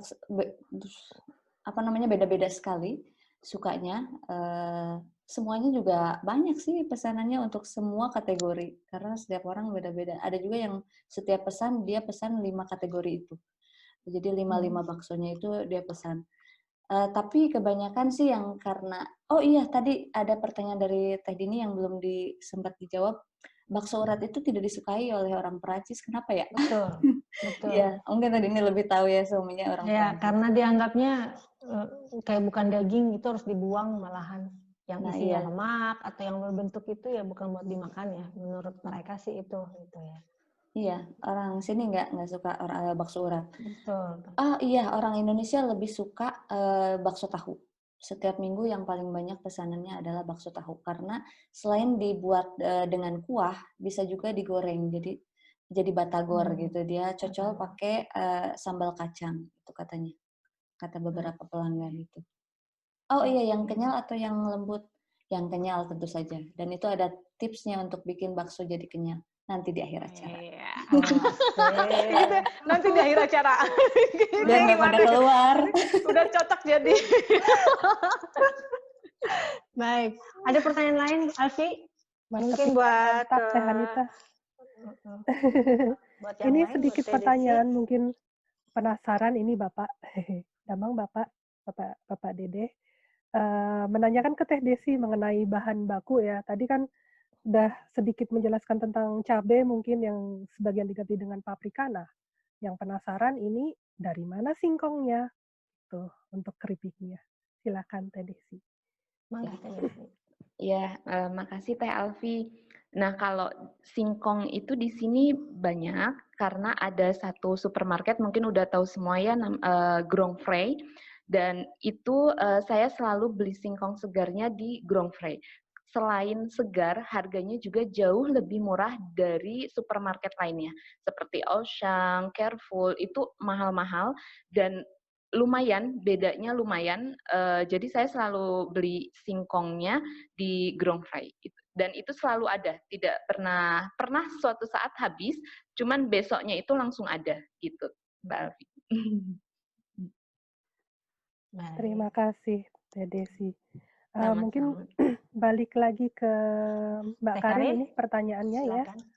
Ya. Ini ada pertanyaan dari Mbak Janet Godefroy mengenai pandemi. Apakah berkaitan dengan pandemi, apakah bisnis Mbak Karin terdampak oleh pandemi yang sekarang?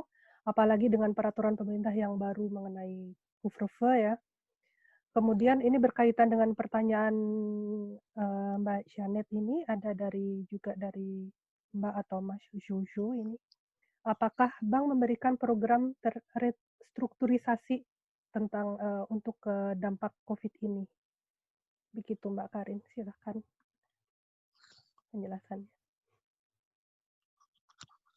Oke, untuk Mbak Janet, pandemi ini apakah bisnisnya berdampak? Sangat berdampak sekali. Sangat berdampak sekali. Jadi, dari awal-awal buka itu, restoran saya itu full.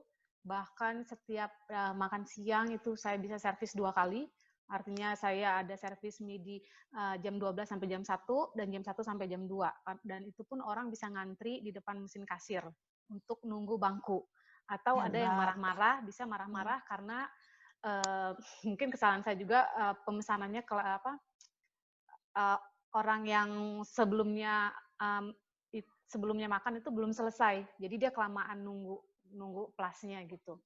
Nah itu awal-awal saya buka itu benar-benar rame, sampai akhirnya itu kita harus tutup bulan Maret, saya ingat banget tutup total, tanggal 16 itu nggak boleh lagi beroperasi.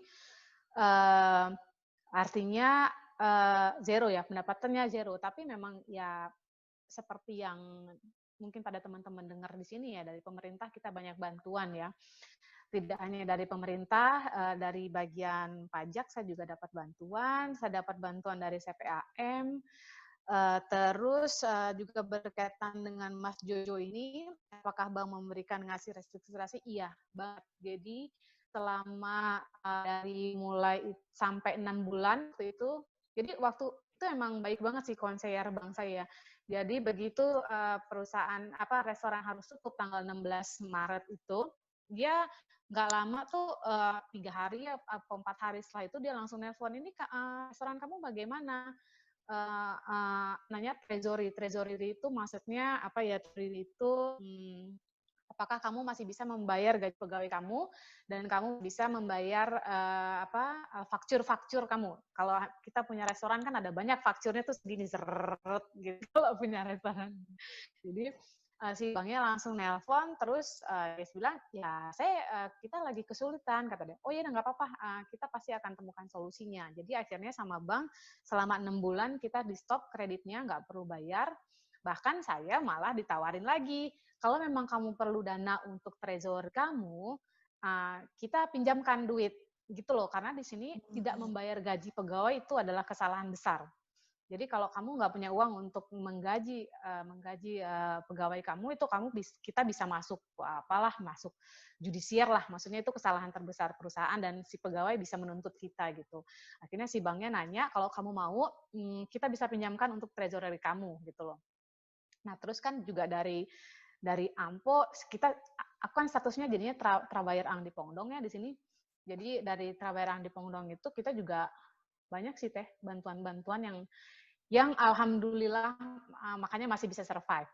Nah setelah aku itu buka kalau nggak salah tanggal 2 Juni aku buka hanya khusus Librezong doang.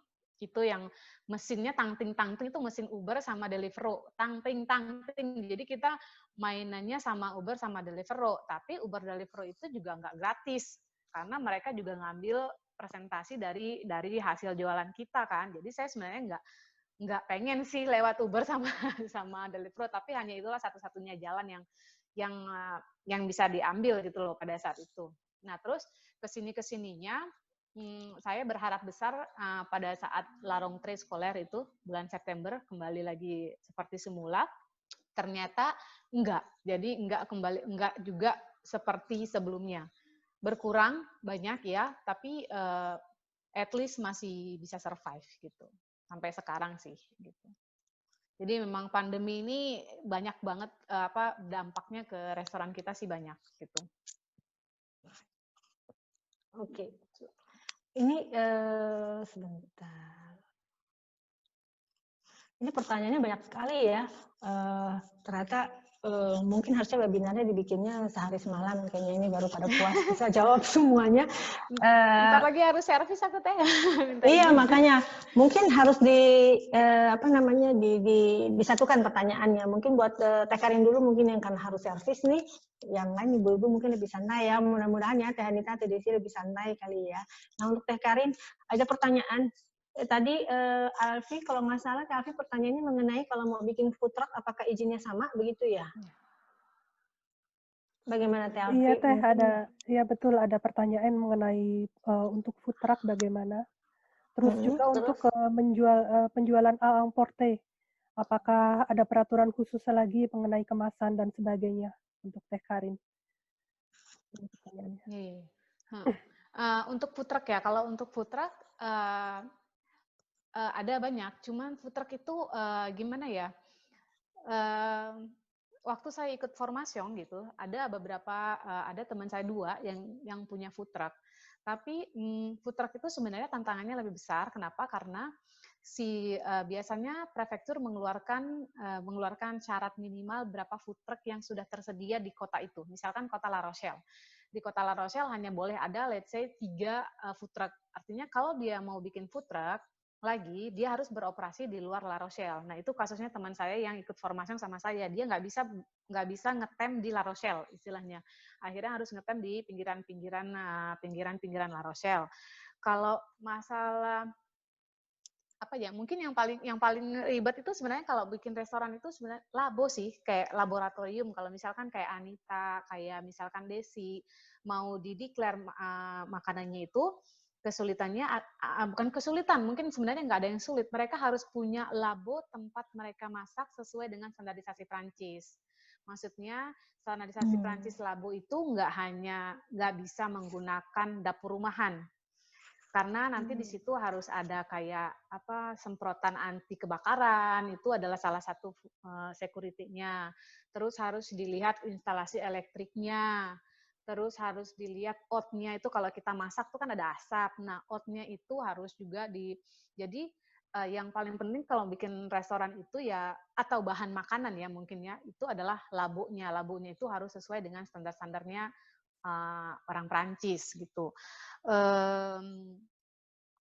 Terus kemasannya ya, kemasan kalau emporter sih sebenarnya itu jadi kayak lebih campaign ke perusahaan kita. Misalkan kalau perusahaan kita campaignnya ramah lingkungan, artinya kita tidak menggunakan plastik, kita menggunakan kotak-kotak dari berbahan yang bisa di-recycle. Itu bagian dari campaignnya si perusahaan tergantung restorannya. Kalau untuk peraturannya sih sejauh yang saya tahu hanya misalkan bahan makanan saya bisa dipanaskan di microwave, artinya si tempatnya itu memang applicable untuk bisa dipanasin, tidak membahayakan orang yang makannya gitu. Oke, semoga jelas ya. Itu aja tadi pertanyaannya kan ya, Elvi. Kalau boleh tahu ini ada dari nanya ke saya sampai ke Japri tadi saking penasarannya mungkin takut tidak terjawab. Jadi untuk Teh Desi sama Teh Anita, pertanyaannya adalah karena ini kan masih terima pesan order, apakah perusahaannya itu bukan perusahaan, usahanya ini sudah mempunyai nama atau sudah terdaftarkan atau sudah berbentuk legal atau belum? Kalau memang sudah berbentuk legal, apakah membayar pajak atau tidak? Mangga untuk Teh Desi dan Teh Anita, silakan.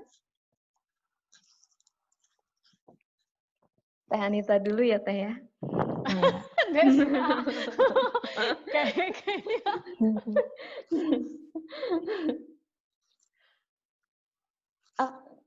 Saya dulu apa ya?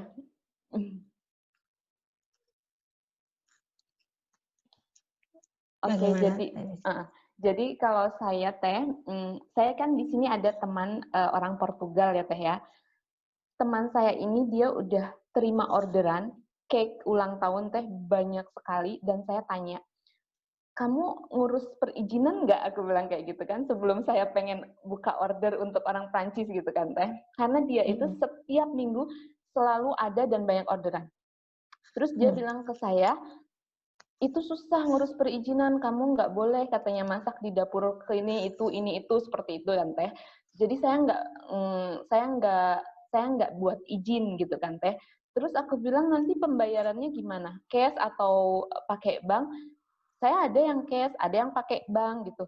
Bayar pajak enggak? Enggak katanya. Saya kan terus dia menjelaskan, saya kan ibu rumah tangga, saya nggak punya penghasilan, dan penghasilan saya dari jualan itu gitu Teh di bawah minimum rata-rata. Jadi menurut dia saya nggak perlu bayar pajak gitu kan Teh. Nah dari situ saya juga ngikutin gitu Teh. Jadi ada orang pajak kan. Jadi saya ngikutin. Nah teman saya ini Teh, dia lebih ekstrim, dia jualannya ke seluruh orang Prancis tuh ulang tahun Teh. Dan menurut saya penghasilannya udah tinggi gitu Teh. Dan saya baru sebatas orang Indonesia Teh gitu kan. Saya baru orang Indonesia yang kenal gitu kan Teh. Nah, terus saya juga ada Teh teman yang di Poitiers, saya terus konsultasi kan Teh, karena saya tuh worry juga kan Teh, karena beberapa yang jauh nggak bisa kirim uang, kirimnya lewat bank kan Teh. Jadi saya ada teman juga, ini bahkan beliau udah buka catering gitu Teh, karena memang beliau orang Indonesia, menikah dengan orang Prancis, dan kebetulan rumahnya itu dekat dengan universitas Teh. Bahkan beliau bisa menerima orderan risol itu 500 pieces Teh. Kalau sekali pesanan 500 pieces, terus pesanan tumpeng, pesanan apa. Terus saya tanya, Bu, aku bilang, ngurus izin usaha nggak Bu? Aku bilang kayak gitu. Terus bayar pajak nggak? Dan beliau bilang, orderan ini kan cuma orang Indonesia, terus pesanannya itu tidak datang setiap saat gitu loh Teh. Jadi pesanan itu paling pas ada yang mau lulusan, atau pas ada yang mau acara seperti sarjana gitu Teh, itu baru ada pesanan. Jadi menurut dia, kalau dia ngurus pajak, terus penghasilan dia kan cuma saat itu ada pesanan, setelah itu ya udah nggak ada lagi gitu Teh. Jadi beliau juga nggak. Terus aku konsultasi juga kan Teh, kamu katanya kalau mau bikin izin kamu harus ikut permasalahan ini, sedangkan saya kan bahasa Prancis masih terbata-bata juga kan Teh, itu salah satu kekurangannya Teh. Dulu pernah saya daftar ke Plo-Emploa, gimana caranya kalau pengen seperti buka orderan tapi dari rumah gitu kan Teh. Dikasih juga Teh, kamu harus ikut formasi ini. Tapi saya harus terus gitu Teh, selama 1 bulan itu, selama 1 bulan, 5 Senin sampai Jumat, terus ikut formasi itu, dan semuanya dalam bahasa Prancis. Dan saya mikir Teh, ini saya ngerti enggak gitu kan Teh. Jadinya saya berhenti dari situ. Nah itu makanya saya selalu kurang kalau Teh Karin ngasih webinar kan Teh, kayak pengen tapi takut gitu kan Teh. Nah jadi sampai saat ini yang saya terima orderan itu sebatas orang Indonesia saja kan Teh. Jadi saya untuk pajak saya tidak bayar, karena sama seperti kadang kalau pas ada pesanan ada, tapi kalau pas nggak ada ya nggak ada. Jadi saya juga belum ngurus itu semua Teh. Saya pernah bilang ke suami, mau ditanyain nggak ke kantor pajak gitu kan. Terus kata suami, boleh juga, tapi bingung juga kantor pajaknya apa sih maksudnya gitu kan Teh. Karena memang nggak ada apa-apa gitu. Jadi ya udah sampai saat ini masih tidak bayar pajak, karena menurut saya juga nggak tahu kalau Teh Anita ya Teh, kalau saya untuk penghasilannya tuh nggak masih sebatas ibu open order kecil-kecilan lah gitu Teh. Baik, Itu sih Teh. Oke. Ya mudah-mudahan nanti bisa jadi besar ya, siapa tahu. Amin, amin Teh. Baik, kalau Teh Anita sendiri bagaimana Teh Anita? Apakah ini masih sama seperti Teh Desi, masih hanya sebatas orderan saja, belum dilegalkan, gitu? Bagaimana? Iya, iya saya masih orderan aja, belum dilegalkan, belum declare. Rencananya sih karena masih ada 2 tahun ke depan gitu di sini mau daftar auto entrepreneur Teh, tapi saya masih cari tahu cara-caranya. Dan nanti memang sih merasa bersalah meskipun secara agama halal ya jual beli ya, cuman ya merasa bersalah karena tidak ada kontribusi untuk negara ini gitu ya, karena saya mendapatkan uang lah di sini meskipun di Twitter di Sejur memang boleh mencari boleh bekerja gitu tulisannya di situ. Iya, kayaknya akan secepatnya ke arah sana, cuman ya akan saya pakai selama 2 tahun ke depan dan setelah itu udah selesai saya pulang kembali ke Indonesia gitu Teh. Sayang sekali ya. Baik, oke, mungkin sudah cukup jelas ya pertanyaannya. Tadi ini pertanyaan dari Neni di Lyon. Ada pertanyaan lainnya mungkin yang bisa digrupkan, khususnya untuk ke Teh Karin yang sudah harus masak-masak. Teh Karin ada yang nanya nih, itu resepnya nggak mau diambil, resepnya Teh Anita buat ganti infonya. Anita boleh nggak Nit ya? Boleh banget. Nanti kan saya mau share nih, sebentar lagi mau saya share resep baksonya. Baik. Enggak, saya masih agak ini sih Teh. Kalau bakso itu saya masih belum bisa ngelihat klien di Prancisnya gitu. Karena di dalam Faux itu kan juga ada bakso sebenarnya. Tapi baksonya itu hampir nggak pernah disentuh sama mereka gitu. Jadi kayaknya mereka nggak mau. Nggak tahu deh, saya boulet de viande itu jarang diiniin sama mereka. Mereka lebih suka. Saya tuh punya kalau Faux itu kan ada beef saignant, beef yang masih mentah, atau beef yang très bien cuire gitu, benar-benar mateng gitu. Mereka lebih cenderungnya ya udah saya kalau nggak daging mentah atau dagingnya daging yang beneran masak. Nah di situ saya juga punya Faux yang tiga jenis itu spesial, misalkan tiga jenis daging. Di situ ada daging mentah, ada daging sangat masak sekali, dan ada ada bakso gitu. Dan kalaupun mereka pesan bakso spesial, baksonya ditinggal gitu. Jadi sebenarnya mungkin harus bangun image dulu ya. Mungkin saya juga nggak ngerti kenapa mereka nggak mau makan si boulet de viande-nya itu gitu. Beda merennya, baksonya beda kali ya. Bakso Indonesia dengan yang di Faux itu kan emang gak enak kalau yang di Faux itu kan baksonya kan biasanya. Kalau bakso aku enak Teh. Bakso Teh Karin tukang jualan ya? Jadi aku bilang aku enak. Ya, baksonya enak gitu. Makanya Teteh main ke La Rochelle makan Faux aku iya, terkenal banget. Iya, pengen banget.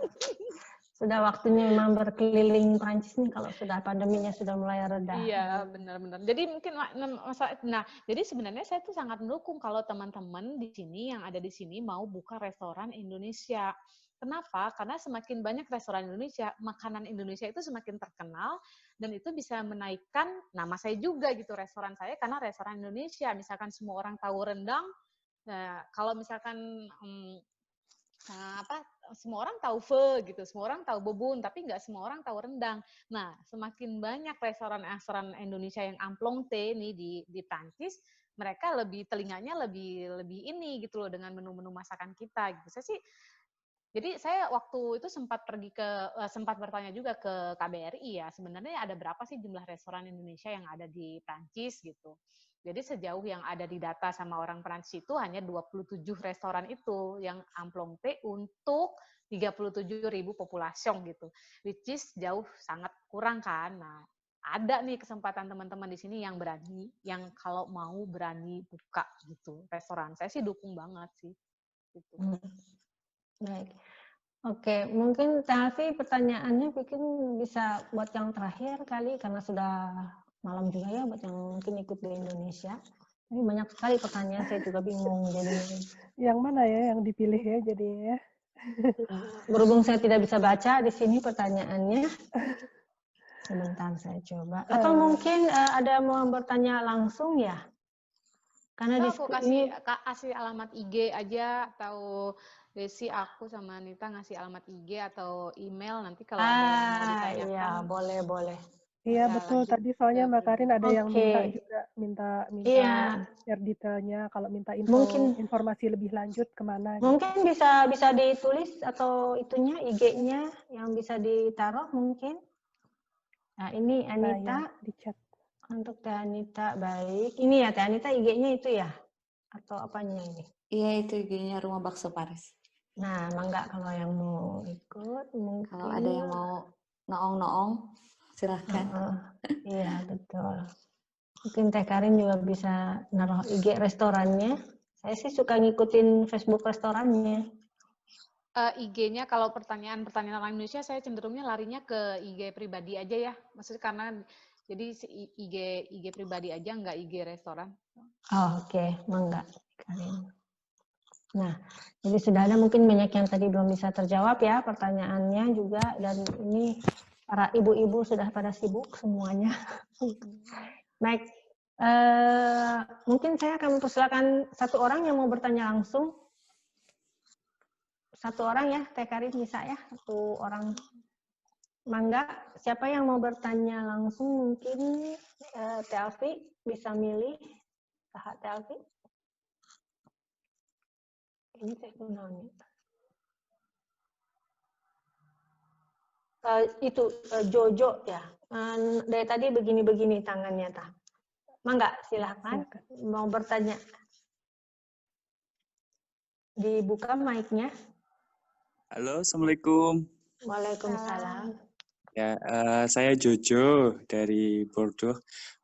Izin bertanya, kalau untuk saya kan sudah mengurus untuk izin distributor pengiriman makanan-makanan instan dari Indonesia, itu distributor resmi, dan untuk importirnya, jadi nanti karena kan saya kan belum bisa memiliki usaha di Prancis, dan itu nanti saya menggunakan istri saya, jadi nanti istri saya atas nama untuk usaha yang ada di Prancis.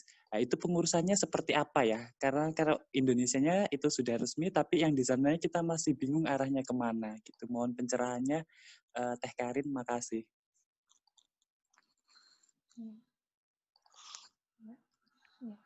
Langsung dijawab ya. Untuk masalah ekspor impor ini sebenarnya ini juga masih gimana ya, masih kendala di sayanya karena saya juga belum punya ilmu. Jadi restoran saya, perusahaan saya itu bisa menerima impor barang. Justru tapi saya nggak tahunya adalah terutama untuk makanan ya, uji labo apa aja yang harus dilewati di Duan gitu. Itu saya belum tahu. Memang ada rencana saya untuk cari tahu. Nah, cari tahunya kemana? Saya cari tahunya ke CCI, ke Chambre Chambre Industriel. Kalau misalkan mungkin Jojo kalau ada kesempatan aja langsung ke sana lebih bagus karena informasinya lebih jelas gitu. Nah, saya juga memang sudah sempat banyak dihubungi juga mau diimpor terutama kopi ya, kopi Indonesia itu kan memang banyak yang mau diimpor ke sini, tapi saya sudah bisa menerima barang impornya itu, tapi saya tidak tahu apakah bisa keluar dari Duan atau enggak, atau syarat-syarat apa sehingga barang-barang tersebut bisa keluar dari Duan. Pernah saya pelajari itu yang impor keripik pisang, dulu pernah saya mau jalanin itu, keripik pisang itu. Nah, ternyata sempat ada yang cerita itu dia ngimpor ke Korea, tidak lulus labonya di sana, sehingga satu kontainer isinya itu balik semua ke Indonesia. Nah, yang itu tuh yang saya belum tahu detail-detail seperti itu untuk impor makanan gitu. Jadi, saya belum bisa jawab pertanyaan Jojo yang itu. Jawabannya ada di mana? Jawabannya ada di CCI. Kalau Jojo bisa, coba langsung ke CCI aja gitu.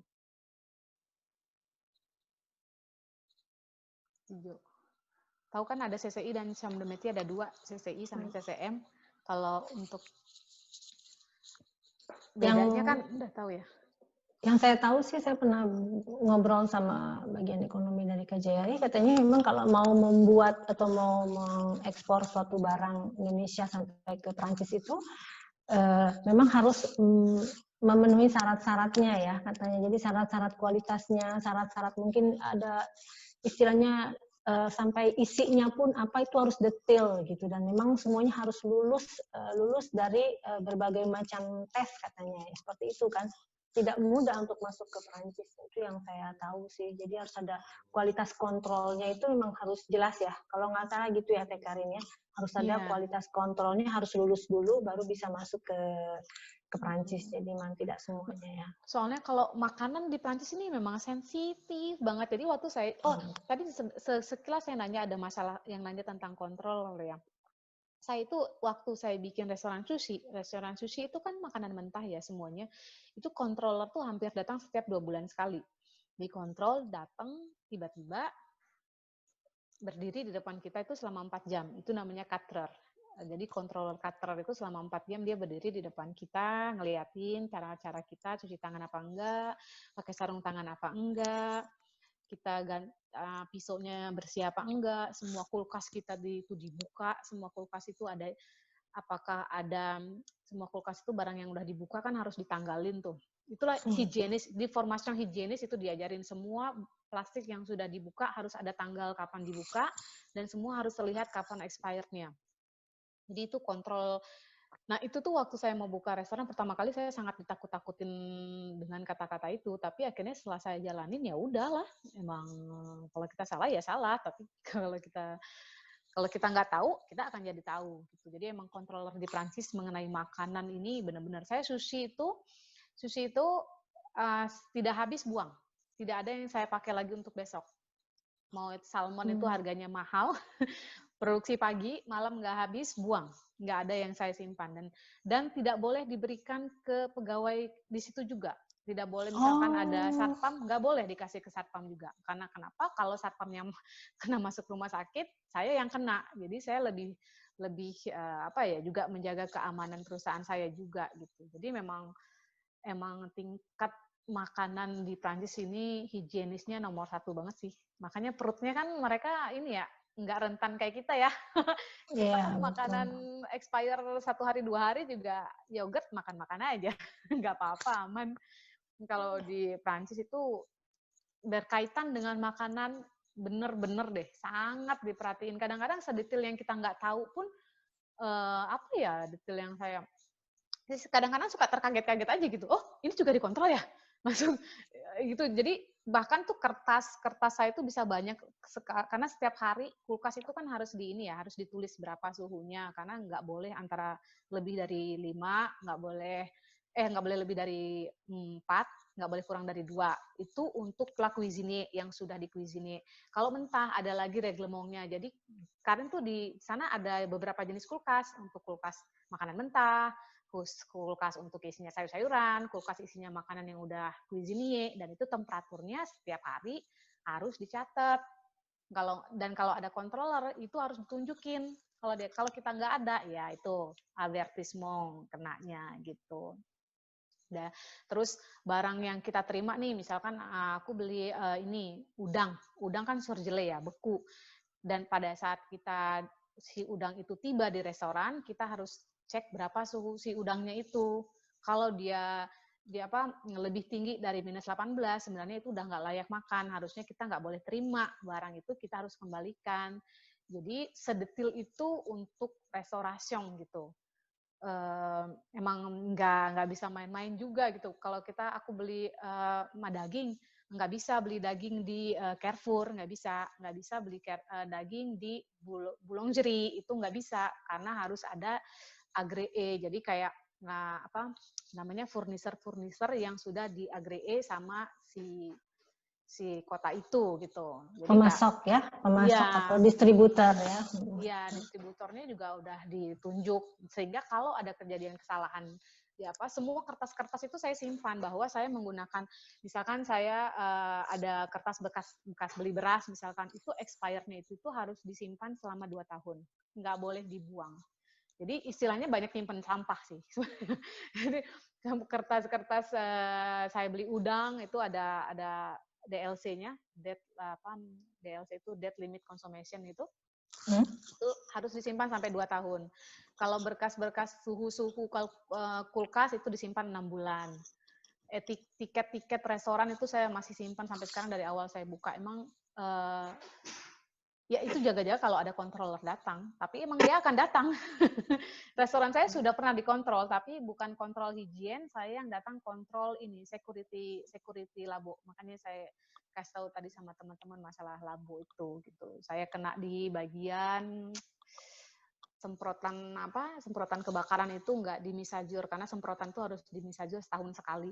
Jadi di sini tuh agak-agak itu sih emang terlalu detail sih Teh gitu. Kalau dibilangin itu verifikasi elektrik saya kena juga karena lastnya udah lewat dari setahun. Itu setiap tahun harus diupdate.